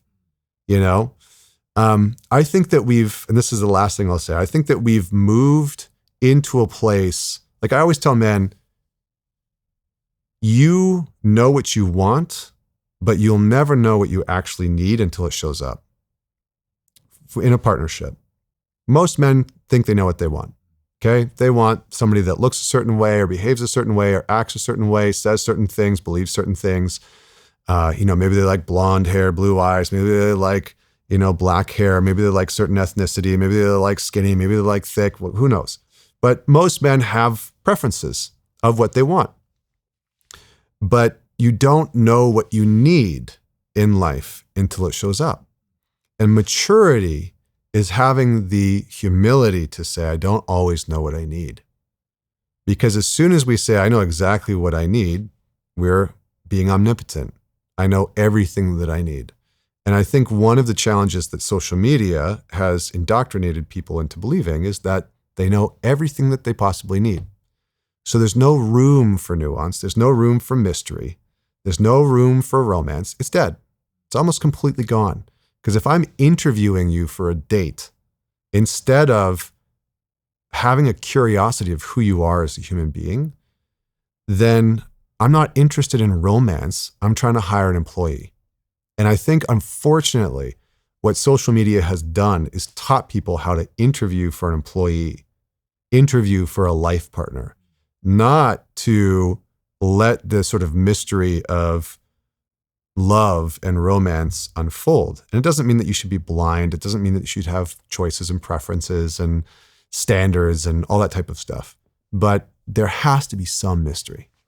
Man, that's really funny that you say that, because like I, to a degree, do that. And I wouldn't say like that's the extreme end, right? Coming with a set list of questions and like being very weird and rigid about it. Like that's not what it is. But when I go on first dates, like I will kind of do what I do in here, man. Like ask people about their lives and how they grew up and what their trauma is. Number one, I find that to be more interesting. I'm not that fucking interested in making small talk with you. That's curiosity. Right. But also I put more emphasis on the person that, like, everybody's got their shit and it's okay to have shit, but are you aware of that shit? Are you aware of how it manifests itself? And have you done work or are you planning on doing work to course correct? That sort of, like, that's more important, right? So I think that that's interesting that you say that. I guess there's like, and you can't completely eliminate the romantic aspect of it. Like people want to be dated, and rightfully so. Right. Like it's not a fucking job interview. So right. Well, I think that that's the story of love over the course of human history, is that we fall in love sometimes with the forbidden. And it's like, that's the story of Romeo and Juliet, right? It's like you have these opposing families, what is it, the Capulets and the Montagues, right? And they're sort of opposing, warring families. They're not supposed to fall in love with each other, and then they do. And, sort of this, I mean, that's a tragedy, right? There's sort of a tragedy, but it's speaking to the allure of that which we shouldn't want. And we've tried to systematize that out of our psyche as human beings. Like we've tried to get that out. And I think that in many ways that's not working. I see a lot of men and women just sort of confused about who they should date and what they want in their life, and confused about what they actually need. And so, part of it is that we have to allow mystery to unfold a little bit when we're on dating, and we have to be curious. There's nothing wrong with being curious. Ask women questions, get to know who they are, let them ask questions about you. But I think for me, and I've said this on podcasts before, like if I was single, I'd be kind of forward that like it's important to me that we go through a hard time together, and it's okay for us to disagree. Like this is one of the core tenets that my wife and I, she's a marriage and family therapist. She's like one of the best in her field. And we talk about this all the time. It's like and we live it. One of the most important things is to be able to disagree, to be able to go through a hard time in a relationship. Because at the end of the day, yes, how you go through the good times matters, but what's really going to define the quality of your relationship is how did you and your significant other go through the hard times? Did you hate each other? Did you brood in resentment and contempt? Did you fundamentally blame them for pretty much everything that went wrong in the relationship? That's going to determine the quality, the longevity of your romantic partnership. And I think that there's a type of, this word gets thrown around way too much, but there's a type of narcissism that's entered into modern day dating that I think social media and dating apps really perpetuates. Like, I'm not the problem, that guy was, or that woman was, all women are this way, all men are that way. And so I think we have to let go of the extremes, the extreme behavior, the extreme beliefs, and come back to dating and relationships, knowing that part of it is about us as individuals having a relational container or vessel, for lack of a better word, where we can really sift through who we actually are at our depths, and that our flaws as humans have a place to get sorted out. And that doesn't mean that we should get into a relationship to have our fucked up behavior get sorted out. That's not the purpose of relationships. But it's to remember that everybody has flaws. Everybody has faults. Everybody is human. And so as you get into a relationship, those things are going to come up. They're going to come forward. And we have to have some tolerance for those things. Not that we should tolerate abuse or anything like that, but that we have to have some tolerance for people and their insecurities and their fears and their worries and their doubts and, their whatever it is to come forward. So just to kind of tie a bow on the whole social media piece of it, have you found any correlation between social media and increased infidelity rates? I think that it makes it. I think that what I've seen is that it makes it much easier to have infidelity, and it makes it much harder to hide. So I think that infidelity is maybe happening a little bit more than it did before because, there's websites that sort of make that happen, and, you can find people online and you can kind of be secretive. And so I think, yes, it makes it easier to access, but it also makes it harder to hide, right? It's, people have access to see your notifications going off or whatever. So I think it makes it a little bit more challenging. And I think it's also become this thing that has been almost like commodified, that people make content out of. You catch your significant other cheating, and what do? You don't handle it privately. You record the whole fucking conversation. You're like, I'm gonna bust in on them cheating and catch them, and then you record the whole thing and you put it out online to try and shame them, and so it's become this thing where people aren't allowed to make private mistakes. Like I was really bad with infidelity growing up because part of my coping mechanism was women. Part of how I coped with my self-loathing and my self-hatred and, the not liking of myself was getting into relationships and then being unfaithful in those relationships and having another thing that I hated myself for. And that was challenging for me because I also got a lot of attention from women. And so I think that oftentimes men that are unfaithful, and they are repeatedly unfaithful, a lot of the guys that I've worked with over the years, it's stemming from this place of either I don't like who I am, I don't know how to deal with that or rectify it, but I feel better about myself when I'm getting this attention from women. Or there's something missing in my relationship and I've tried to address it, I've tried to fix it, it's not getting fixed or resolved. And so this is a way for me to cope with that issue, right? So I heard this great saying. I spoke at a TED conference years ago, and a sex therapist was speaking, and she said a statement that I think is generally true, not always true, but she said, men cheat to stay and women cheat to leave. On average, men will cheat to stay. They will have an affair because something's working, something's not right, something's missing. Maybe they've tried to address it, maybe they haven't. But they have the affair to try and get some sexual, physical, emotional, psychological need met outside of the relationship to keep the relationship going. Because at some rational, logical level, it's like, well, I don't want to leave this marriage. I don't want to leave this relationship, but I'm not really satisfied or satiated. And I've tried to address it and it hasn't worked, or I'm terrified to address it. So the most rational thing is to go and do that somewhere else. And for women, it's often the case that they have an affair as a means to end the relationship.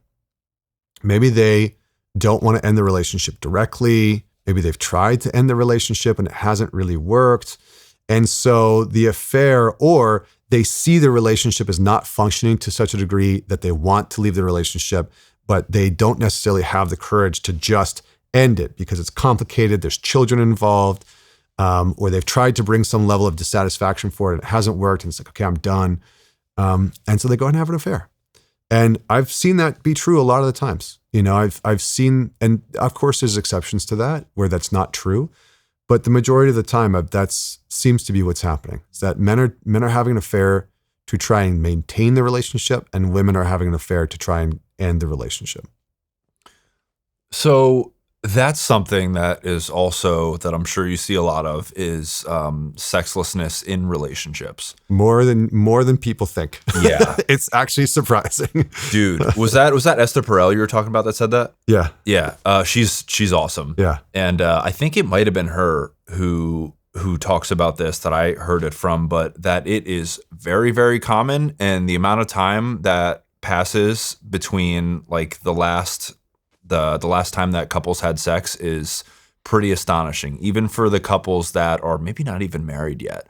And for me, it was just an interesting thing to conceptualize and just think about like how easy it actually is. It's easier than you would think. Yes. To let that time pass and then like not make a move, and the other person doesn't make a move, and it's like these two people, like you guys married each other. You should be more comfortable with each other than everybody else. But I think it's way more surprising to people that it happens, and it's way easier than you would think to let it happen. Do you see that to be true? Yeah, I mean, complacency and comfort are intimacy killers. They will erode intimacy. The other big one is resentment.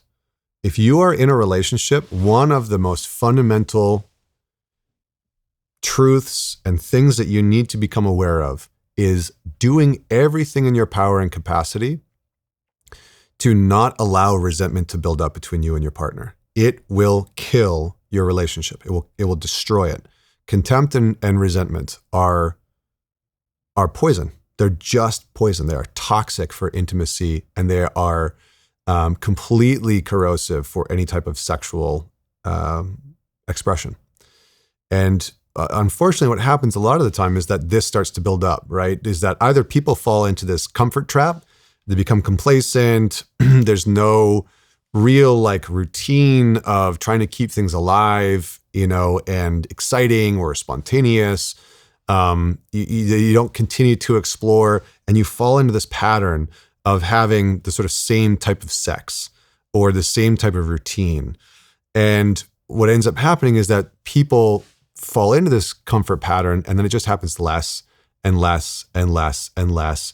And they don't stay on it, and life becomes busy, and the excuses build up, and they all seem like valid excuses, right?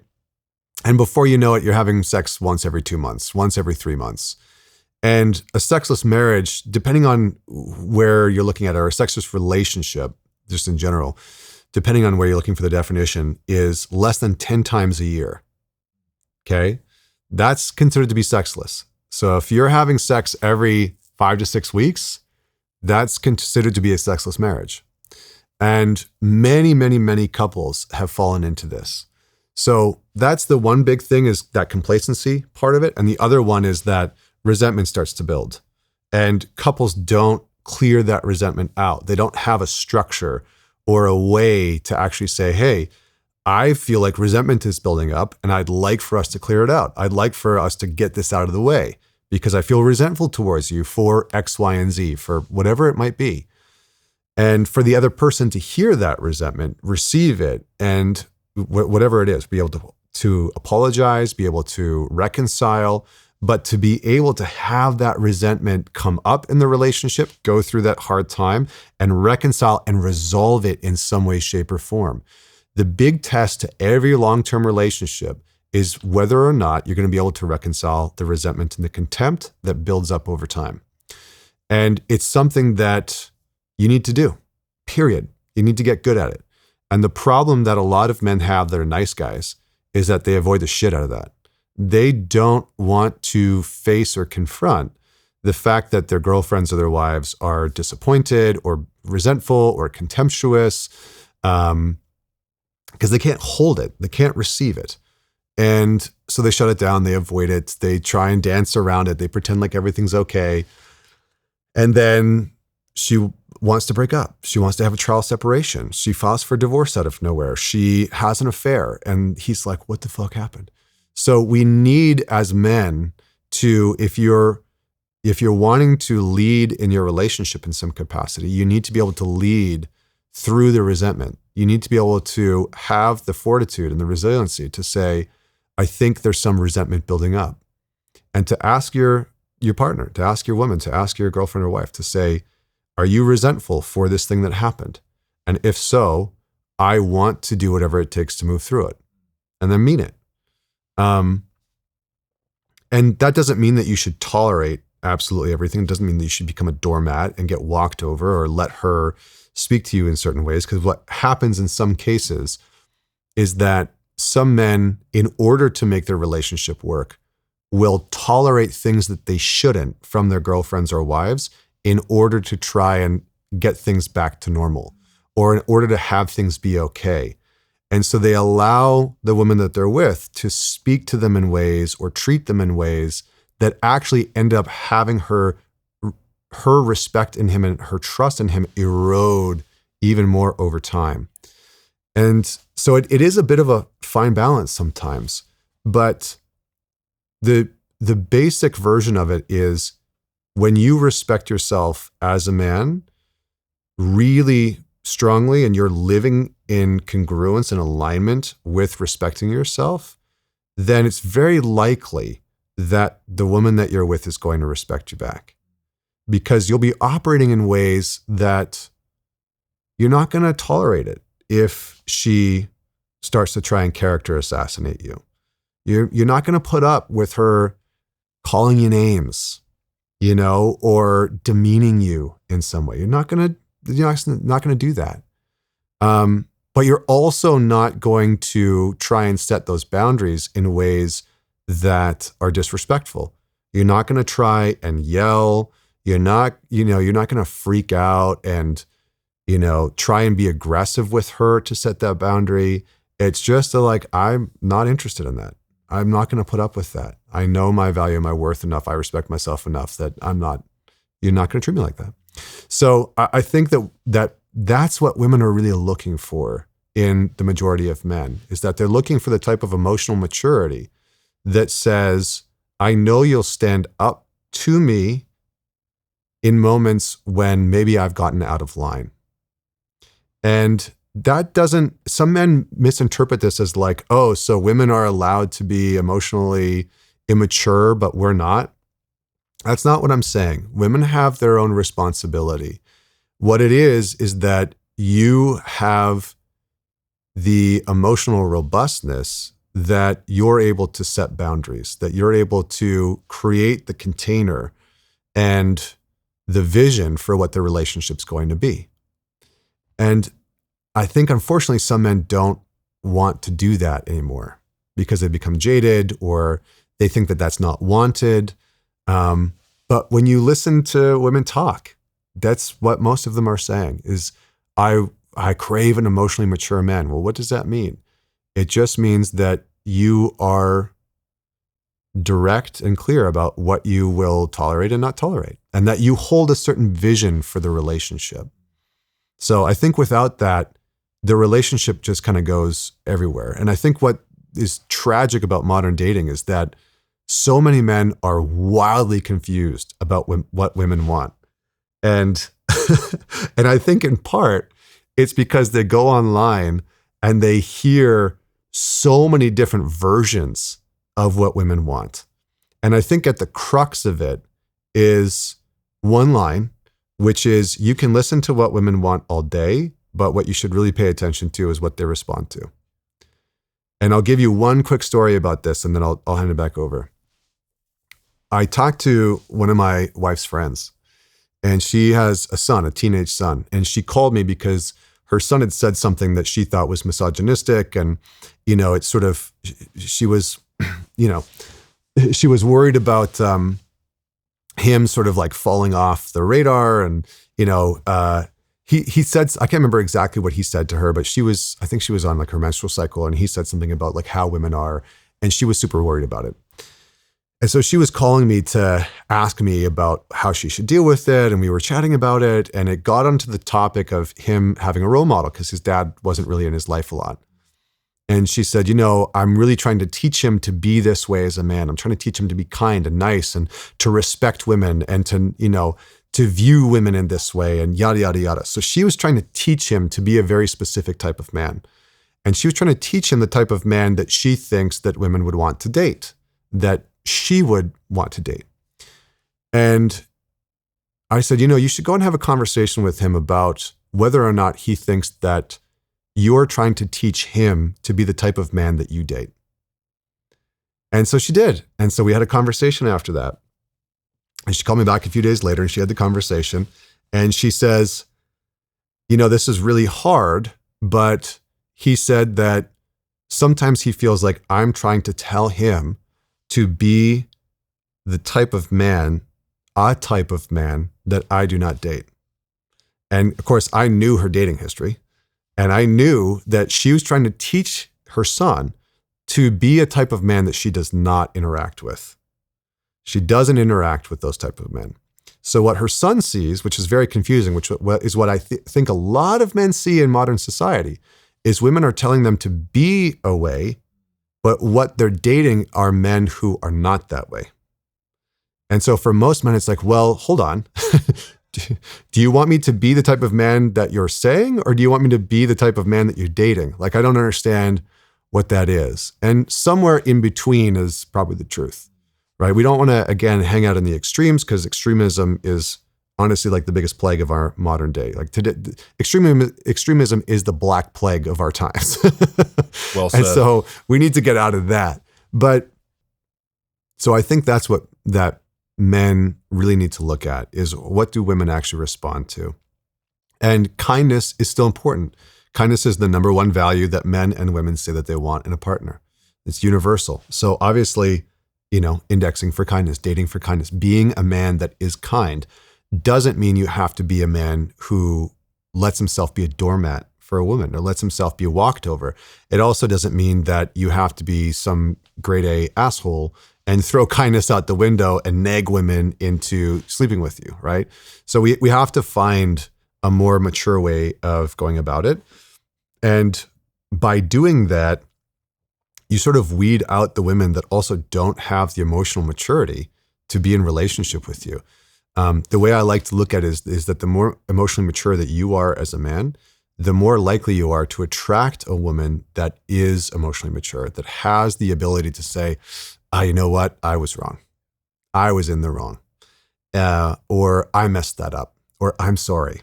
I kind of screwed that up, that conversation. And a woman that has the resources in her own life of other friends that she can go and talk to. So I think that's how we start to move in a better direction.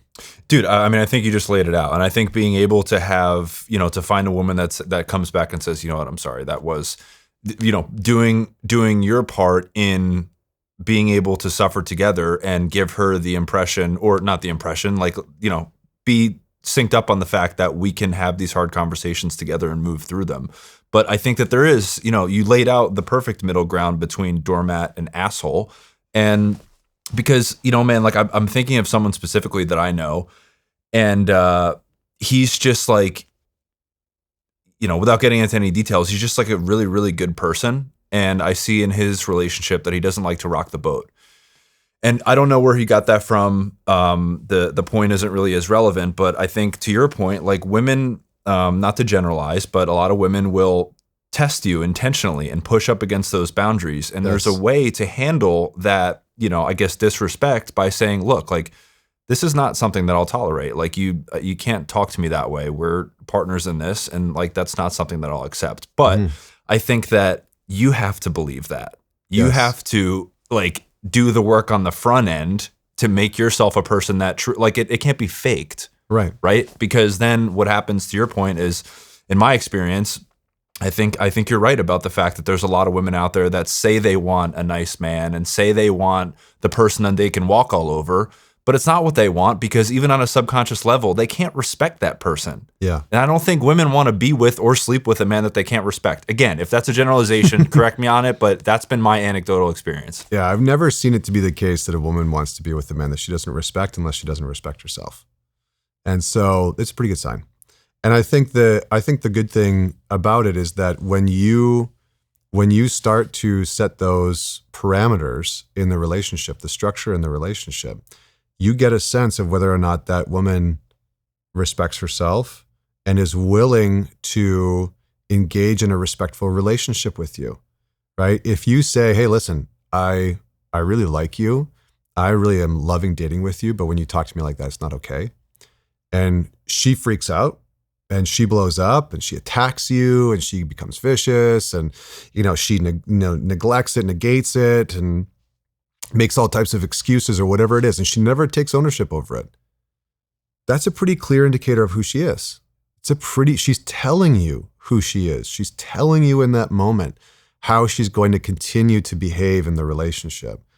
And I think the problem with some of the modern narratives is that it tells women it's okay for you to act in any way that you want. You're loving and deserving of love just as you are, right? It's like we've taken this body positivity narrative of you're lovable at any size, right? You're lovable at any size. You're healthy at any size, which is not true, by the way.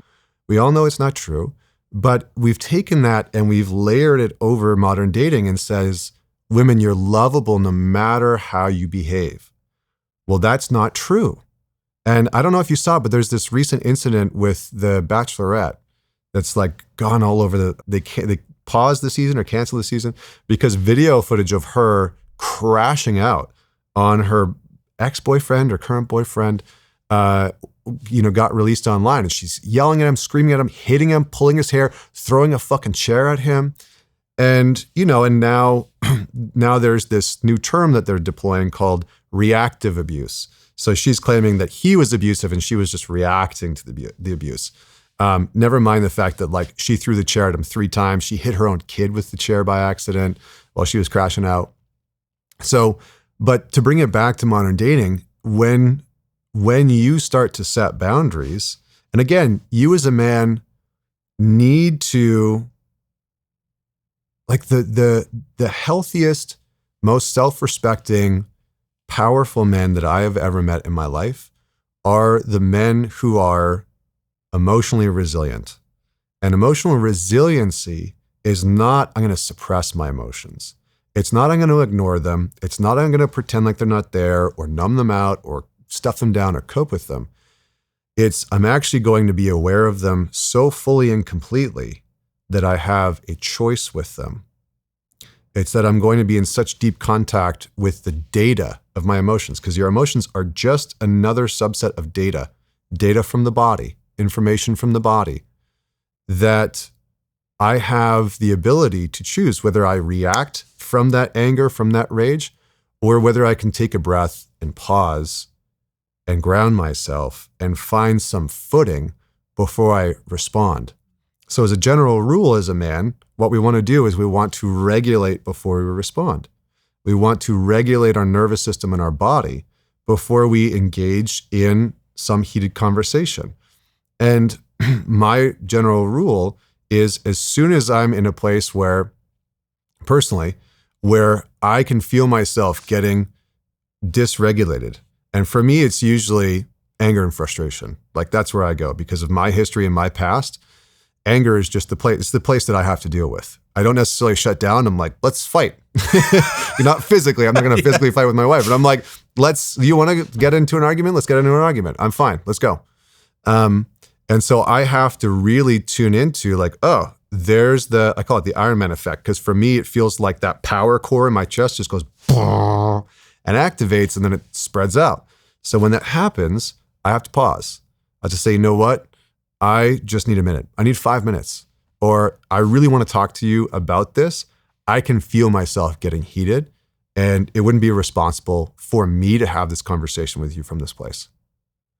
And there's all different variations and versions of what I might say in that moment. And I don't get it right every single time, but more often than not, I will get that right. And I think for every man, that's what we need to engage with. We need to engage with the intensity and the heat inside of us. Because for women, there's nothing scarier than a man who's disconnected from his emotions. There's nothing more frightening than a man who doesn't know what he's feeling, but she's aware of it, right? Think about the biological response from women. Men are bigger, men are stronger, men are faster, men are more likely to be violent. And so women have adapted biologically and psychologically the ability to be very tuned in to what we're feeling. Nothing's more frustrating for women than when they are sitting with their man and their man says, I'm fine, I'm not angry, and all she feels from you is you emanating frustration and anger, right? Because then you're incongruent. And she's like, now I feel really unsafe because you're not even being honest with how you feel. It would be better for you as a man to just say, you know what, I actually am very frustrated and pissed off and I just want a minute. And then you deal with that and you come back and you say, okay, I'm good. I'm ready to have this conversation. But you don't reinstill that conversation until you've found some grounding and some stability. So for women, they want a man who has some awareness emotionally, some ability to process his own emotions. I think in a lot of modern relationships, men are outsourcing their emotional regulation to their woman, and they are inadvertently and indirectly forcing the women that they're with to process their emotions because they don't have anywhere else to go.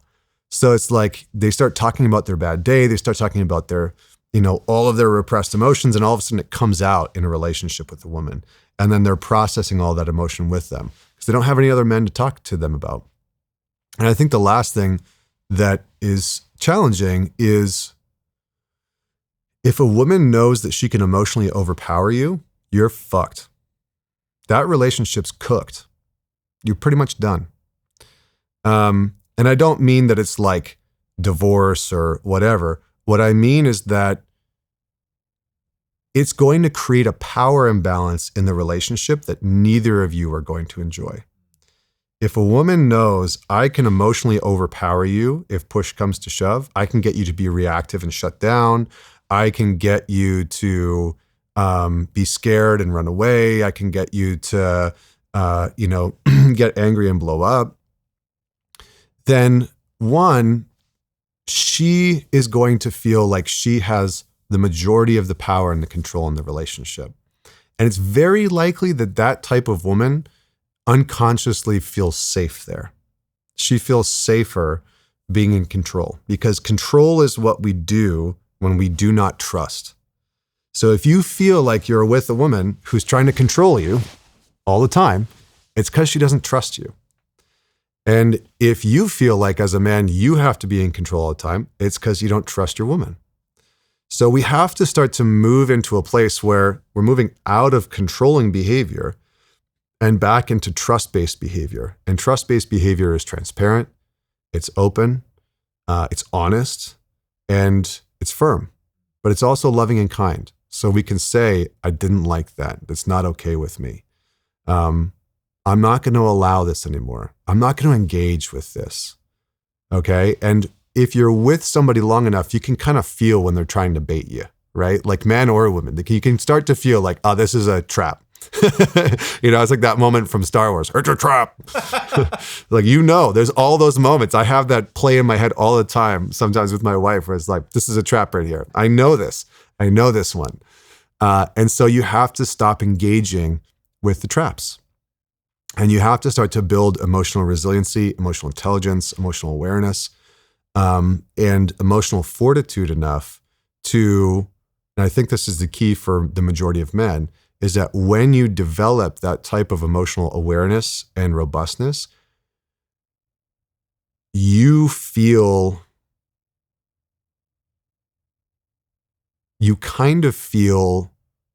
more mature as a man, is how I felt it. Is that I don't need any more external coping mechanisms to help me feel better. Because this is what porn is for most guys now. I don't like how I'm feeling. Let me watch porn. I don't like how I'm feeling. Let me smoke weed. I don't like how I'm feeling. Let me text that chick.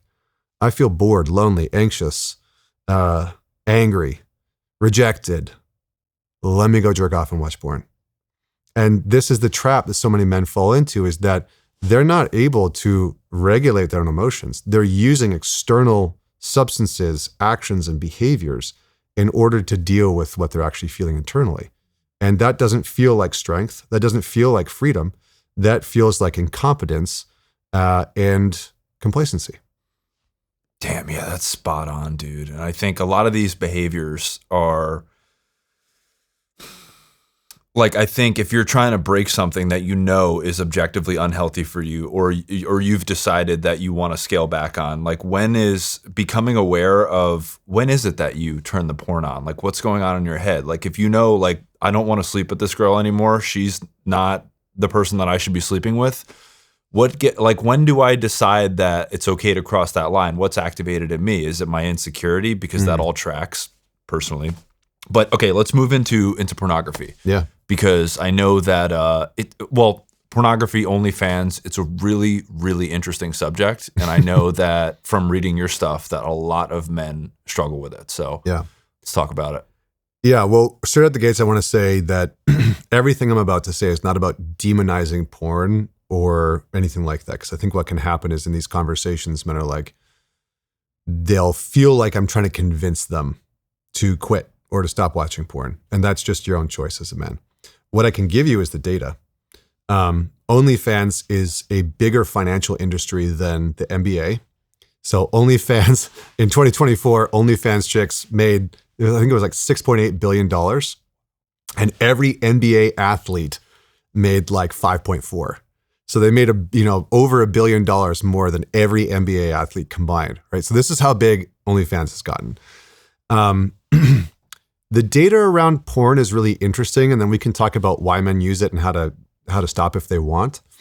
The data is very interesting. When you look at the research with pornography, it impacts men and women differently. So women who watch pornography report having higher sexual satisfaction and a higher likelihood of initiating sex.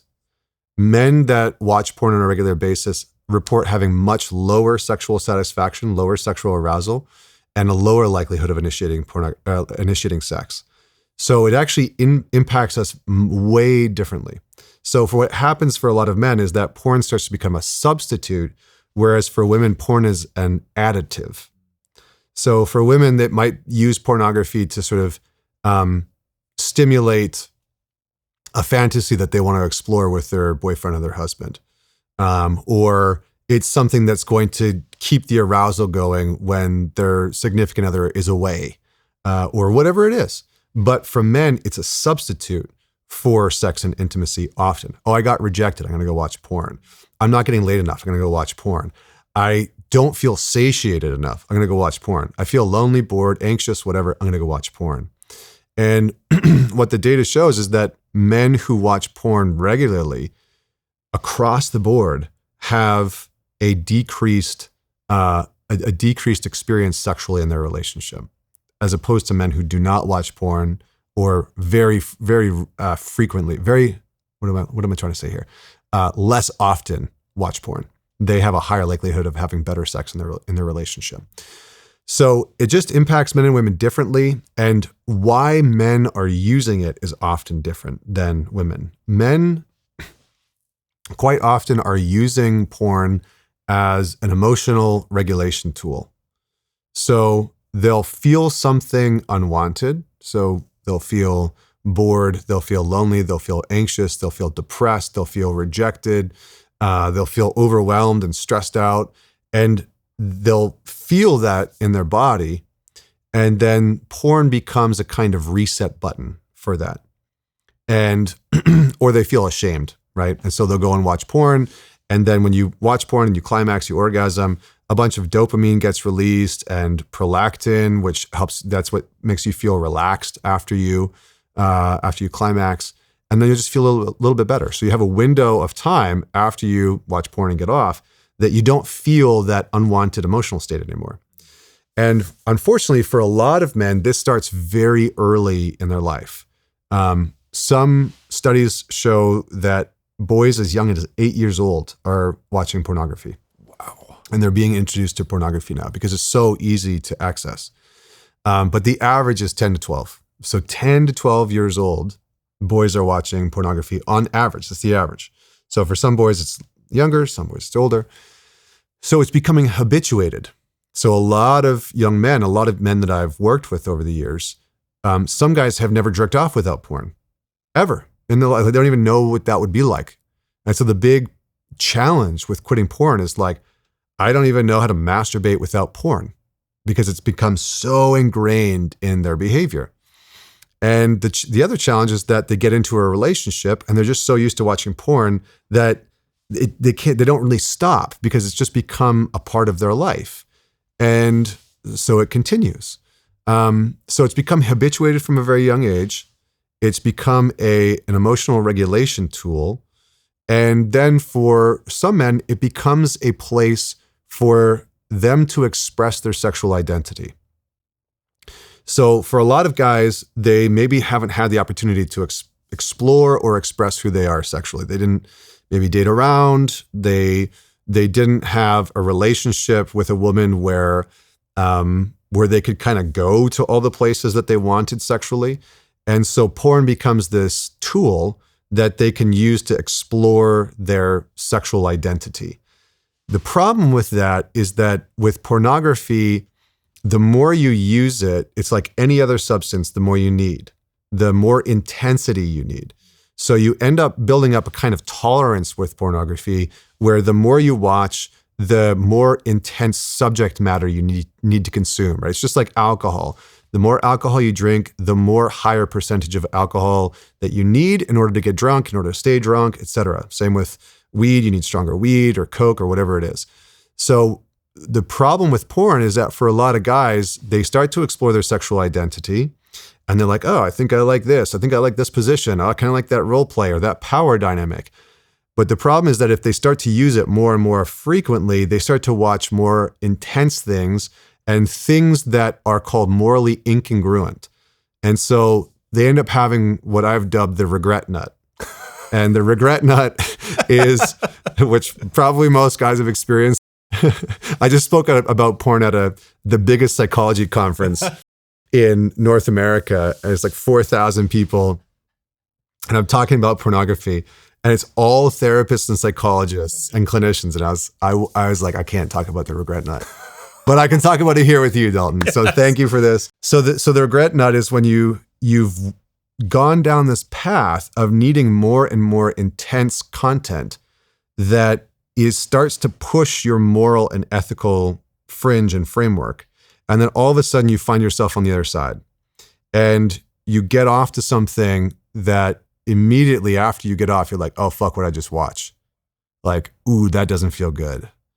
And that starts to create confusion for a lot of men. Because it's like, oh, I pushed the boundary. Maybe there was a part of you that was like, I kind of like going over this ethical line, or there's something taboo about this, or, maybe you have a lot of shame already in your identity. And so crossing that moral or ethical line suddenly provides your shame with a fuel source. So now you're like, oh, I feel so ashamed of myself. What the fuck's wrong with it? It's disgusting. How could I watch that?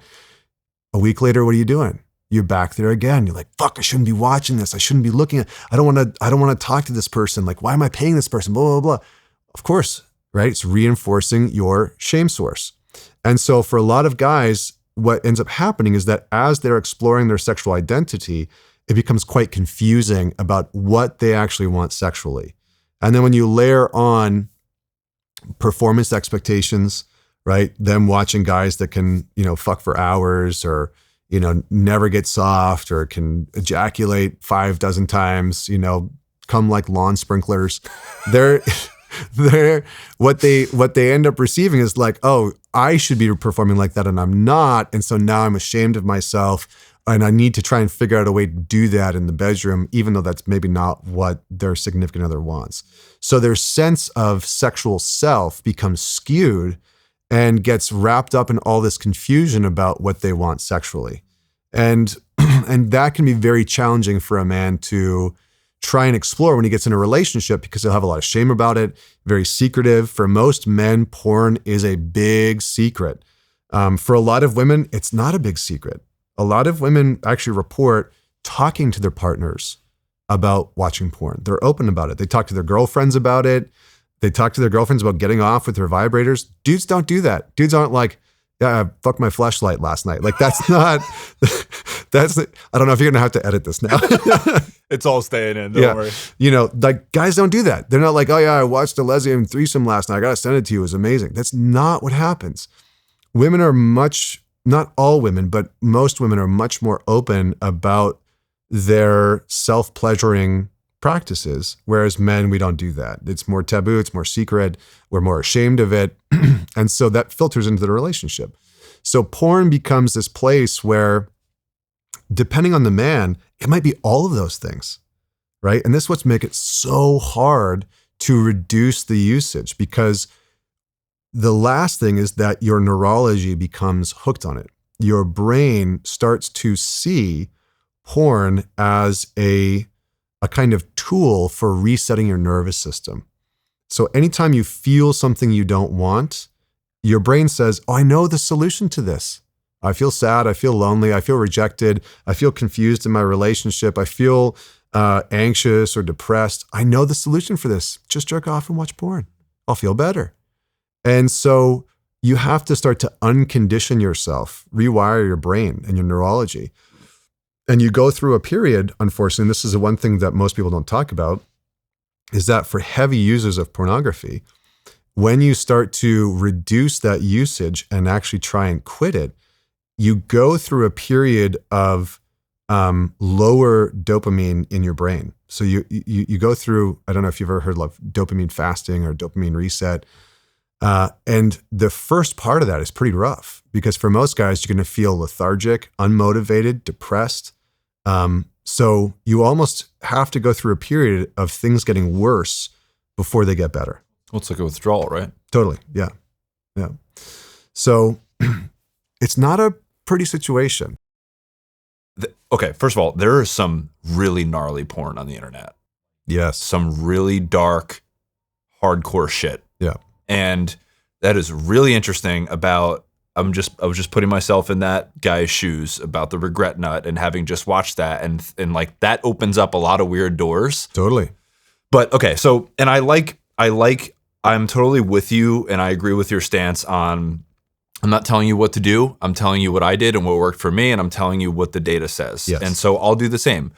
I think I'd be talking about jerking off on my podcast, but here we are.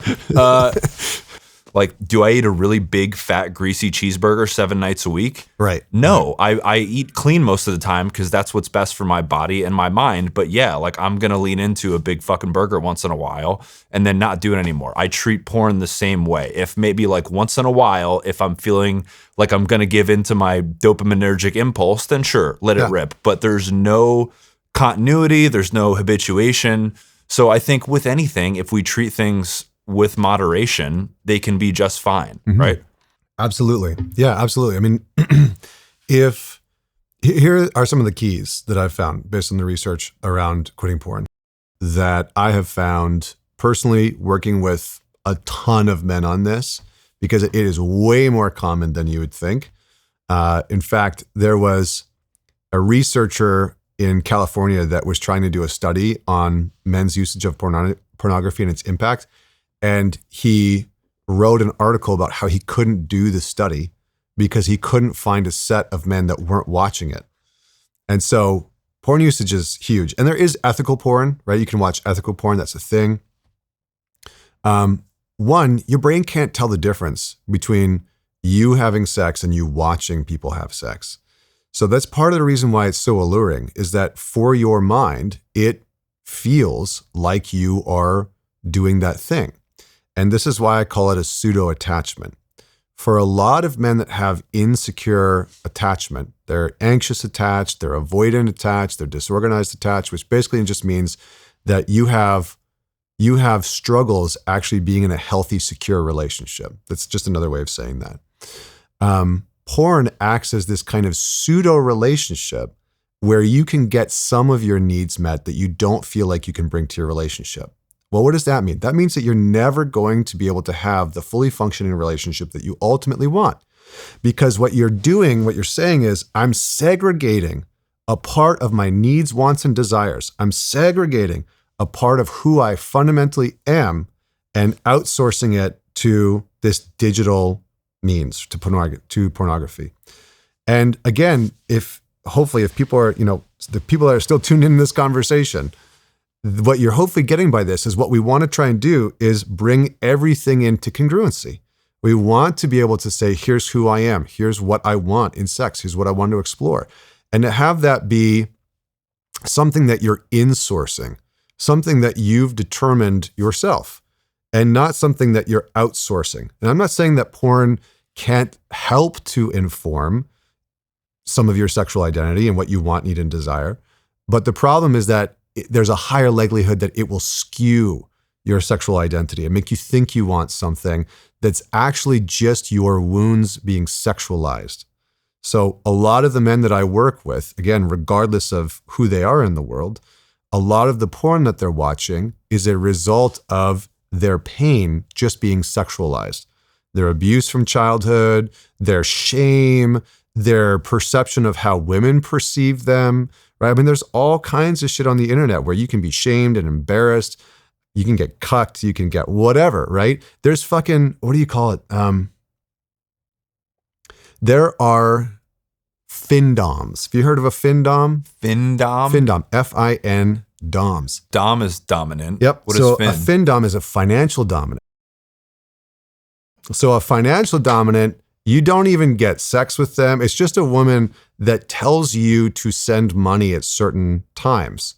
And, then whatever, who knows, like a lot of the times it's just like you get something out of it.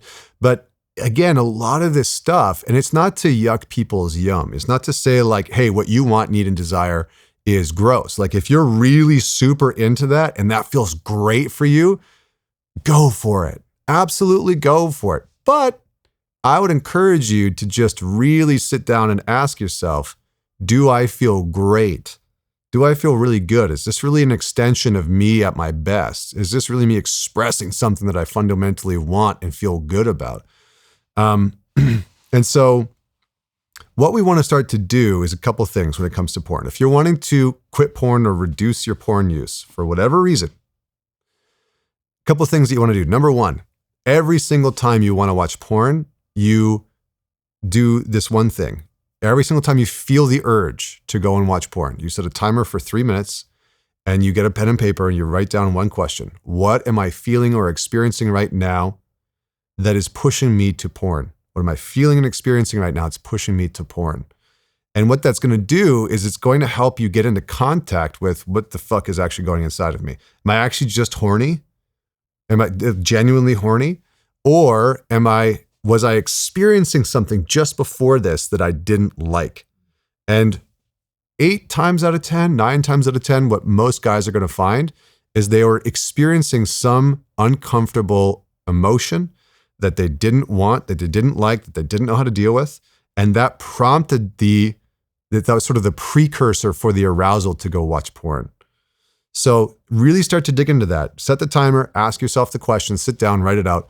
The next thing is you have to start to build a window of tolerance between the urge to watch porn and the allowing to watch porn. So one of the things that I recommend to all guys, and this has helped a lot of men, is you set a timer for 10 to 15 minutes. And now that you've recognized what you're feeling or experiencing, you sit with that experience. Oh, I felt lonely. Fuck, okay, I feel lonely. Sit down and either set a timer for 10 minutes and close your eyes and be with the experience of feeling lonely, or journal about it. Why do I feel so lonely right now? What's going on in my life that I feel lonely about? Or do something about it. Call somebody. Hey, feeling pretty down. Would love to go out. You have time for a run or a workout or, to go meet up and just have a walk and chat. Do something about it. So set a timer for 10 to 15 minutes. Either sit with that experience directly because you need to build a tolerance for it, whether it's anger, anxiousness, depression, sadness, grief, loneliness, whatever it is that you're feeling, sit with that experience. The majority of men that I've worked with over the years, this is one of the big fundamental factors that shifts for them, because it is almost always the case that they're using pornography to get out of feeling that thing. And there's no way around it but to start to build a tolerance for experiencing that emotion. So you can learn like, oh, I'm okay when I feel lonely, or I'm okay when I feel anxious, or it's okay for me to feel sad and, grieving, or it's okay, whatever it is. It's okay for me to feel angry for some men. The next thing is to, in some way, shape, or form, to start to be more transparent about your sexual identity. to be more transparent about what you desire sexually. So if you're in a relationship, then you can start to slowly and incrementally say, hey, I think I'd like to try this. Are you open to that? Or maybe you just start it by saying, I'd love to have a conversation about sex. Are you open to that? Yeah? Okay. I'd love to share with you something that I've always wanted to try. You don't have to try it. We don't have to do it. I'm just practicing letting you know what I desire sexually. And again, you're testing the waters of, can I go through a hard time with you and come out the other side okay? That's the goal. And then you start to express, you start to explore. And what I really strongly recommend to most guys is don't start with the big thing. Go with the thing that feels edgy, but feels tangible. It doesn't feel like the big monstrous thing that you're terrified with. Most guys are like, I'm going to try and go for the biggest thing that scares me. Don't do that. Just start with the thing that's like right in front of you, right? It's like, I want to have a little bit more power and control in the bedroom with you. Or I want to tell you what to do sometimes. Or I want to say this phrase to you. Are you okay with that? Or I want you to do this thing to me. Are you okay with that? And as you start to do that, you're going to build up confidence in yourself and competence in being able to express yourself sexually. So you need to reveal your sexual wants, needs, and desire in the relationship. And as you do that, you then need porn less as a tool for sexual expression. The other thing is, and I can't recommend this strongly enough for pretty much everything that we've talked about, but it's like, have a group of guys that you can just be honest with. For most of the men that I've worked with, one of the biggest things that's helped them to quit porn is just having a men's group. It's having a group of guys to be like, I set the timer. I know I'm feeling this way. I still really want to go watch porn. Nothing else is right. I'm going to call my buddy. John, I really want to fucking go watch porn right now, and talk me off the ledge. And so for some guys, they're really going to need that. Some guys won't need that. But for some guys that are really struggling to quit porn, you need the accountability, you need the transparency, you need the openness, and you need the support. Because the things that we hide about ourselves gain power and traction over us. The things that we can reveal about ourselves, they stop having power over us. This is why when you look at, this is a bit of a right-hand path, but I think it's probably relevant for right now. This is why in cults and in secret societies, what do they make you do when you enter? They make you reveal dark truths about yourself that aren't known so that they can then use those against you in the future because they know the power in those things. But the biggest thing that you can do is let those things out. It's like a good example of this is the Saudis hacked, and now I'm off topic. I promise. Let it rip, bro. The Saudis hacked Jeff Bezos with this program called Pegasus 3, right? And they found out that he had this affair going on with the woman he's now married to. What did Bezos do? He didn't try and hide it. He didn't reject it. Here it is. I am having an affair. He wrote about it. He got out in front of it. Boom, there it is. And he discharged the hidden secret. He would have caused so much more pain, suffering, drama, chaos if he tried to hide that. So the best thing that you can do as a man is you start to get out in front of those things. And the best thing that you can do is have a really solid group of men where you can say, here's what I'm struggling with. Here's the battle that I'm fighting internally. Here's my inner critic. Here's what's happening in my marriage. I'm not really too sure what to do about it. And it's not that you need those other men to fix your problems for you. It's that you need a space where the unspoken has a place to be spoken. You have a place where you can say, here's the struggle that I'm having with my girlfriend or my wife, and I don't really know what to do about it. Or here's how I'm behaving that I don't like in my relationship, so that somebody else knows outside of you and your girlfriend or your wife. And that a lot of the times is going to discharge a lot of the power and the intensity, because secrecy is what creates internal psychological control. When you are holding a secret around your behavior, around your needs, around your desires, that's what creates psychological control. That's what creates this kind of sabotage behavior, right? We don't sabotage because we're trying to get out of control. We sabotage to stay in control. We know what sabotage is. We know what it looks like. We know what it feels like. Everybody has a very specific cycle and pattern of sabotage, and you sabotage the same way over and over and over again. And so sabotage is not, it's not about getting out of control entirely. It's about moving back into a familiar territory and terrain of whatever it is, self-hatred, self-loathing, a certain narrative about who you are as a man or a boyfriend or a husband or a father or whatever. So in order to move out of that, we have to go into the unknown territory of, I'm just going to tell you about it. I'm just going to say what it is that I want and need, and then watch, notice.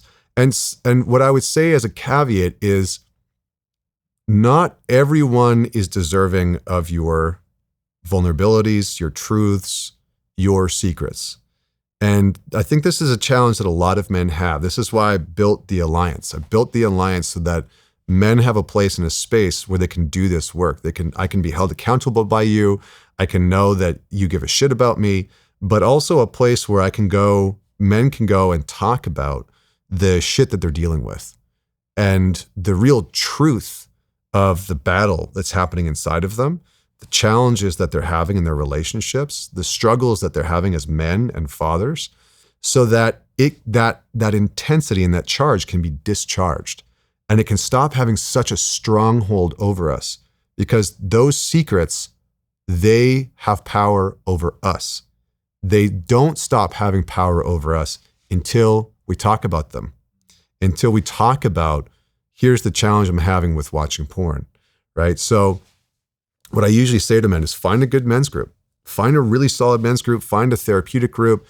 If you need to go to like a Sex Addicts Anonymous, if you really think that you have a really bad problem that you're having struggle quitting, go to one of those types of environments so that there's an openness. Because, and I'll end on this part, the truth is that relationship, real deep relating, is the antidote to addiction. Relationship is the antidote to addiction. Nothing else. There's no drugs that we need. There's no necessary medicine. Relationship is the medicine. And when you look at the really functional programs that support addicts of any kind, weed, porn, booze, coke, whatever, of course, there's the chemical part of it that we need to responsibly come off of that substance. But what does every program do? What does AA really do? It gives you a sponsor. It helps you build a functional, secure relationship with somebody that you can call in your darkest moments with your darkest thoughts and your darkest behaviors. And you can discharge the power of that secrecy and say, I'm about to do this. I'm about to call that woman. I'm about to open up the porn. I'm about to go snort a line of coke. I just bought weed. I just bought booze. And just in doing that, you trade the substance and the behavior for relationship. And so the problem is that for so many men, they are deficient in relationships. And so they feel like, they think that they have no choice but to choose substances. They have no choice but to choose pornography or choose the addictions and the behaviors and the gambling or whatever it is. And so, again, another part of my mission is just to help men have exceptional relationships where those things just seem like, why the fuck would I go do that? Look how good my friendships are. Look how good my marriage is. Look how good my relationship is with my kids. I don't need that. And it doesn't mean that every once in a while, as a former addict of pretty much everything, that every once in a while the urge isn't there, but then I come back to my relationships and it goes away, right? So you mentioned when you're talking about, sex and relationships and how you can become more fulfilled sexually in your relationship. It's just a matter of creating like a safe dialogue is what it sounded like. But generally speaking, maybe for people that aren't in relationships and they're just dating and, a lot of these things from these sort of themes that we talked about in pornography are dripping into the back of their head, like, performance anxiety, because what they've seen is completely manufactured. It's just a guy that literally shot something into his dick and like is just, not even a human anymore. It's something else. Anyway, for those people, because there is a lot of anxiety around sex. So for people that maybe don't necessarily have a partner to open up a dialogue with, and they just want to get to a point where they can feel more comfortable in their own skin. What do you recommend that those people do? Yeah, I mean, it's tough. Like if you're not in a relationship, it's hard to explore your quote unquote sexual desires. I think the best thing that you can do, and this might sound strange to some people, this might sound like a little out of left field, but if you try it, if you're courageous and you want to go for it, then it might change things, is start to explore sensations over visual fantasies. So for a lot of men, we're extremely visual, which is why porn is so alluring and so addicting, right? Because we're such visual creatures.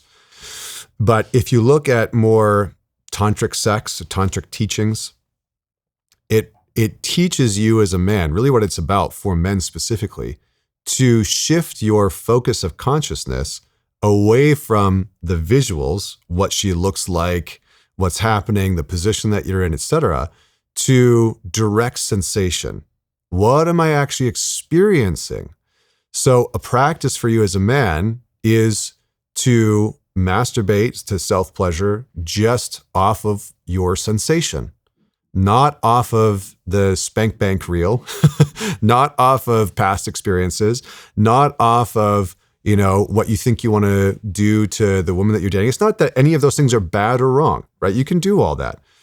But to start to explore what it's like to just connect to pleasure itself, sensation itself, and your breath.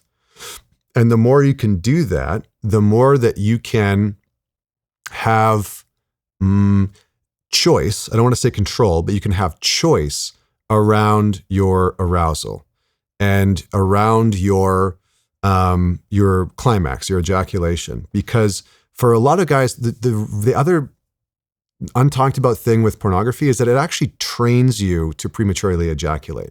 It trains you to do that because you get these small hits, these super intense moments of watching pornography, and you watch it for 5 or 10 minutes or 20 minutes and you get off and that's it. And you're not really connected to physical sensation or sexual arousal. You're just connected to like, whoa, look at what the fuck is happening, like whatever it is, right? Again, we don't need to go into gory details, as fun as those are sometimes. But you disconnected, you disembodied. So porn is a very disembodied experience. You're not actually in your body. You're in your imagination, and you're sort of hallucinating in a way by watching what's happening on the screen, imagining that you're taking part in that, imagining that you're fucking that woman like that, or imagine that you're watching the lesbians do whatever, or like whatever, right? It's just, you're sort of in this dream state, watching pornography, watching what's happening, versus being in the direct connection with your own sensation. So what you want to try and start to do, and this is hard for a lot of men, and I've given this exercise to a lot of men that have never masturbated without porn, is you start to self-pleasure, you start to masturbate without porn, without any visual stimulus, without any fantasy stimulus, and you start to just focus your consciousness on breath and sensation. And you're just starting to see like, oh, when am I at a 2? When am I at a 3? When am I at an 8? When am I, what does it feel like to get closer to climax? And you have a broader sense so that you do have more choice and control, or direction, I should say, over your sexual body. And so that's a great thing for you to start to practice so that when you do get in a relationship with a woman, you have a really deep understanding of your own sexual arousal. And you know how it works, and you know when you're getting close to climaxing, and you have a better relationship with it. Most men don't have any relationship with their sexual arousal other than I'm horny, I want to fuck, I'm about to come, I'm done. Like that's sort of the state for most guys. And outside of that, try and find women that you feel like there's a certain level of safety, but specifically trust with, and that way you can start to explore what it is that you want. It's going to be, if you feel like you're dating some woman that's out of your league, you're dating a 9 or a 10 in your eyes, and you feel like you're a 6, the amount of psychological and sexual pressure that you start to put on yourself fucks you up in all kinds of ways. And then you're less likely to want to talk about what you want to explore, what's genuine. And you are way more likely to want to go down this path of performance. And that's where a lot of anxiety comes in. And anxiety just, again, it takes you out of your body, right? The sexual anxiety is oftentimes, performance anxiety is just a byproduct of rumination. That's pretty much all that it is. It's just you ruminating on, how well am I doing this? How well is she enjoying this? Am I performing well? Am I lasting long enough? It's just this chronic self-referencing that starts to happen.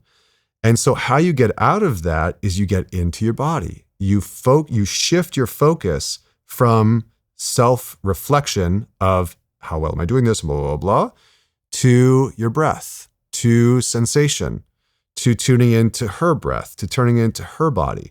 And as you do that, the self referencing and the self rumination quiets down because your consciousness, your awareness, your focus is somewhere else. Your attention is somewhere else. So you need to shift your focus off of, oh my God, how well am I doing this? Am I lasting long? Is she liking this? I don't even know. Yeah, that's completely out of your body. And when you're doing that, by the way, your heart rate goes up. Your breath rate goes up, which means that your heart is beating more times per minute. You're breathing more times per minute. And as a result of that, your body sends a signal to your brain that says, move more into a sympathetic dominant nervous system state, AKA move into a stress state. Guess what happens in a stress state as a man? You ejaculate or you lose your boner, right? So the funny thing about the male sexual arousal system is that it works best calm. Isn't that fucking weird? It works best calm. So it works best when you start to get aroused. The more aroused you are, the closer you get to a sympathetic dominant or stress-oriented part of your nervous system. So the more calm you can be, the more you can keep your breath rate down, the more you can keep your heart rate down. It doesn't mean that, you don't have intense, heated sex. You don't have to have like lazy sloth sex. But it's that you don't move into this stress orientation. So the more focused, the more grounded, the more calm, and every man's going to experience this a little bit differently. The more focused, ground, or calm that you are on your breath, on her body, on her breath, on the energy that the two of you are sharing, the more likely you are to be present to the energetic exchange, and the less likely you are to be moving into a thought-oriented, anxious, self-referencing state. That is a boner killer. That's not going to work. And so what happens when you look at the male arousal system, and I'll pause after this, is that when you start to get aroused, you are in a parasympathetic dominant state. So you're in like rest and digest. That's why what happens when you wake up in the morning? Morning wood, right? Why are you so aroused when you wake up in the morning? Well, one, your testosterone is the highest. And two, your body's the most relaxed that it's been because you just got out of 8 hours of rest. And so it's so easy for your body to be aroused, and that causes the hard-on, right? So for most men, the challenge is that they're stressed and anxious or overwhelmed, and that's why they can't get hard, or that's why they can't stay hard, or that's why they climax too quickly. All of those things are associated with a stress state. And so we want to move out of a stress state. And if you listen to what most women say when they talk about their best sexual encounters, their best sexual experiences, they'll almost always say something along the lines of, it's like he just knew what I wanted. It's like he knew what my body wanted. Well, you do that by being in your own body. You understand what a woman is feeling by being in your own experience. And that's what tunes you in. You're not analyzing it rationally. You're not logically being like, okay, now I'm going to do this. Like guys that go into a sexual experience with like the NFL, play-by-play of like, okay, I'm going to fuck her this way. I'm going to turn over that way. And then this is going to happen. I'm going to put it. That's not a good experience. That's almost never a good experience, because what is desirable is tuning into one another in that moment. And so women will almost always describe their best sexual experiences, whether they, it was a lovemaking session, or it was like the hardest fucking session that they ever had in their life, what they're going to describe is he was tuned into my body. He was tuned into me energetically. It was like he knew how to move me and what I wanted and the position that I wanted. It's almost like he could tell. And you can't do that rationally. You have to do that somatically. And the problem is that so many of us as men are disconnected from our primal self. Your primal self is your physical form. So that's your instinct, that's your intuition, that's your gut, that's your emotions. They're all part and parcel. So if you want to get in touch with your gut and your instinct and your intuition, you have to be willing to get into your physical form and your physical body and your emotional body. Right. Well, dude, this is we have covered a lot of ground, but I want to end on this chapter on death and legacy. And this chapter, I'm tempted to read the whole fucking thing out loud. I'm not going to do that. I am going to read the first page or a lot of it because it was just so good. Legacy is the ego's attempt at eternity, a way to live on past your physical form and attempt to cheat the finality of death. Traditionally, legacy referred to the physical property you pass down to your descendants as a means of setting them up for a better future. Now it has become a siren song for men who have a deep fear that their life isn't meaningful, or at least not as meaningful as they say it is or would like it to be. One day you'll die, and all that will remain is what you've built and what people remember about you. One day even that will fade. Realize that who you are now, in this moment, and in every moment, is the legacy that you'll leave behind. It'll be etched into the minds of the people that you love and be decided by who you were, what you embodied, stood for, and taught.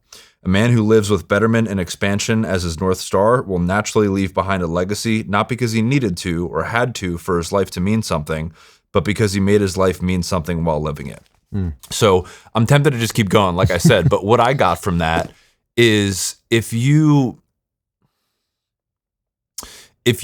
do the scary things, if you do the hard things, if you confront yourself on the front end, then the life you live as a result of it will be in the correct direction. Whereas if you're trying to solve for legacy, if you're trying to leave an imprint on the world, maybe that's not what you want. And you're better served going in the direction of going internal and, becoming the best version of yourself as a man. Mm-hmm.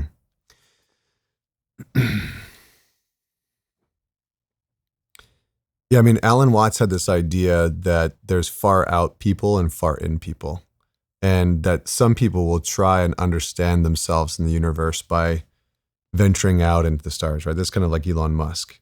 He's somebody that really is trying to live his life in such a way where he impacts everything that he touches externally, right?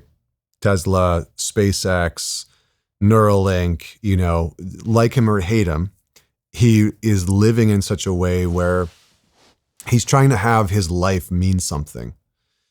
And I think for the majority of us, what we've been taught is accumulate something to pass on to your kids or the generations after you, and that's legacy.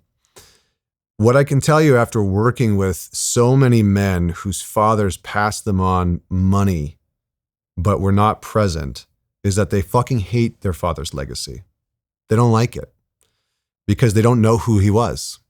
And I think the quality of a man is really about who he embodies when he walks through life. And that's the legacy. We are confused that who we are is totally about what we do, not about who we are to other people, not about how we treat them or interact with them or how we show up for them. And the majority of the time, that is the looming legacy. That's the bigger piece. Because if you built something and passed it on to your kids, but they fucking hate you, what's the point of that? Does it even matter? I mean, I guess you could make an argument that it matters in some way, shape, or form.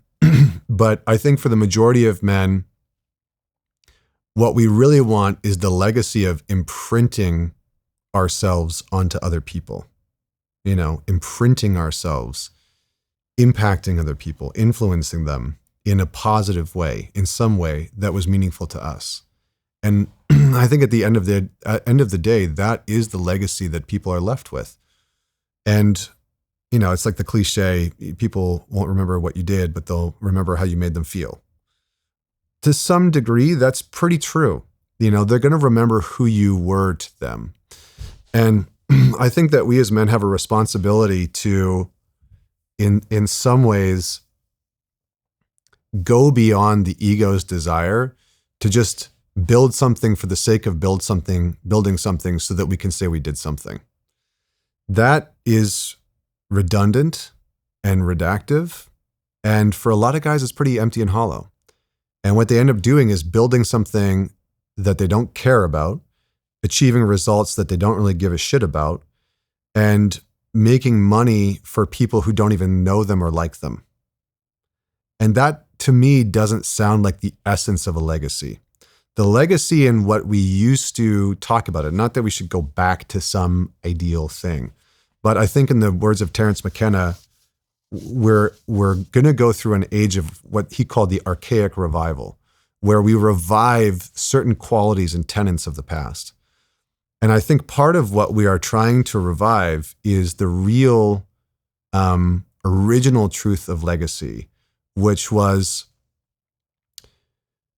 to pass on a sense of who you were to the people around you so that they had a deeper sense of belonging in this world. We know who we are and we know who we belong by the people we surround ourselves with. And if we don't know really the people that brought us into this world, and we don't really know the people that we're surrounded by, how do we have a sense of belonging?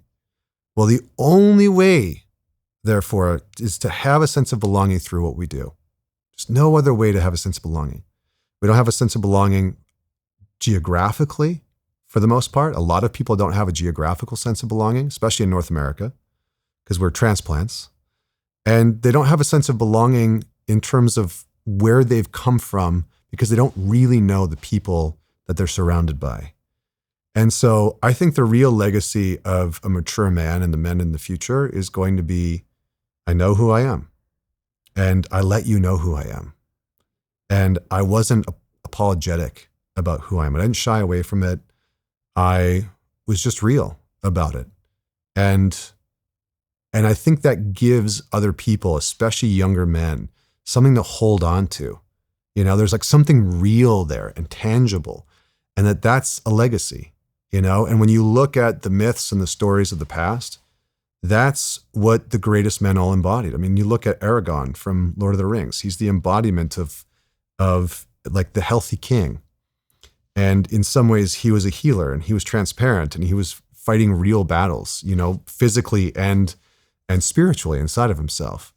But he let other people know who he was to some degree. And I think that that's what we as men owe ourselves. And then I think that that's what we as men owe other people. We have to end this legacy of raising boys who become men who do not know their fathers. It's a tragedy. I think it's one of the biggest tragedies in our culture. And if you look back at most cultures from 500 years ago or 1,000 years ago, there was a culture of letting young boys and young men know who we were as adults, as men. But that requires a certain amount of self-understanding. So I think that's the legacy. Very well put. Is there anything I didn't ask you today that's either top of mind or that you wish I would have asked you? Oh man, I mean, we covered a pretty good gambit. I think so too. I also was not shy of taking us into some directions that, were interesting, but I'm glad you weren't, by the way. I think we covered it, man. Maybe there's round 2 at some point. We can address some other pieces, but I think this was great. Thank you so much. Absolutely, man. Thank you for coming. And I would love that, by the way. I would love to have Vienna on too. Awesome. Because she's great. But tell people where they could find you, where they could find the book, where they could find the Alliance, all the good stuff. ManTalks everywhere. It's just mantalks.com, ManTalks, ManTalks, like ManTalks. just like we were doing. ManTalks on Instagram, YouTube, Spotify. Yeah, and then mantalks.com, you can find the Alliance. We also do in-person retreats and events for guys that are doing this work, and there's a bunch of resources on there for people. And the book is called Men's Work. And yeah, I mean, you can go find that. It's very quickly become one of the fastest selling books that therapists and coaches recommend. And yeah, it's a good one. I designed it to be tactical. I designed it to be something that's like, you don't just read it, you do it. You have to go through and do the work that's in it. So if you buy a copy, I'm going to make my case to you that you do the work that I put into it, because I put a shit ton of work every single chapter. There's questions, there's action for you to take. I want it to be like condensing years of therapy and years of coaching into one resource. So yeah. Well, yeah, dude, you know how I feel about it. It's excellent. As I said, I'm going to have to read it again, more for my own work and less for this conversation and to help other people out. But yeah, dude, again, thank you for coming. I think that I didn't know you. We didn't get into too much of your personal story. Maybe next time we will, but I didn't know you when you were that guy. But the guy that sits here before me today, I'm proud of you for turning it around. Thank you. Man, I think you're doing the world, and however many people this reaches, a great service by being vulnerable, talking about your shit, talking about the lessons learned. I think that you're doing men a great service. So thank you for it, and I hope you keep doing it. Thanks, man. What's up, guys? Thank you so much for taking the time to watch the interview. If you got anything out of this video at all, please like the video, leave me a comment, tell me what you thought of the video, tell me who you'd like to see on the show. I really appreciate the support. It goes a long way on these platforms, as you guys know. Most importantly, I have some amazing guests that are coming in for interviews in the very near future, so please subscribe to the channel so you don't miss any of them. But that's it. I really appreciate your support. Thank you again for watching, and I hope to see you again soon.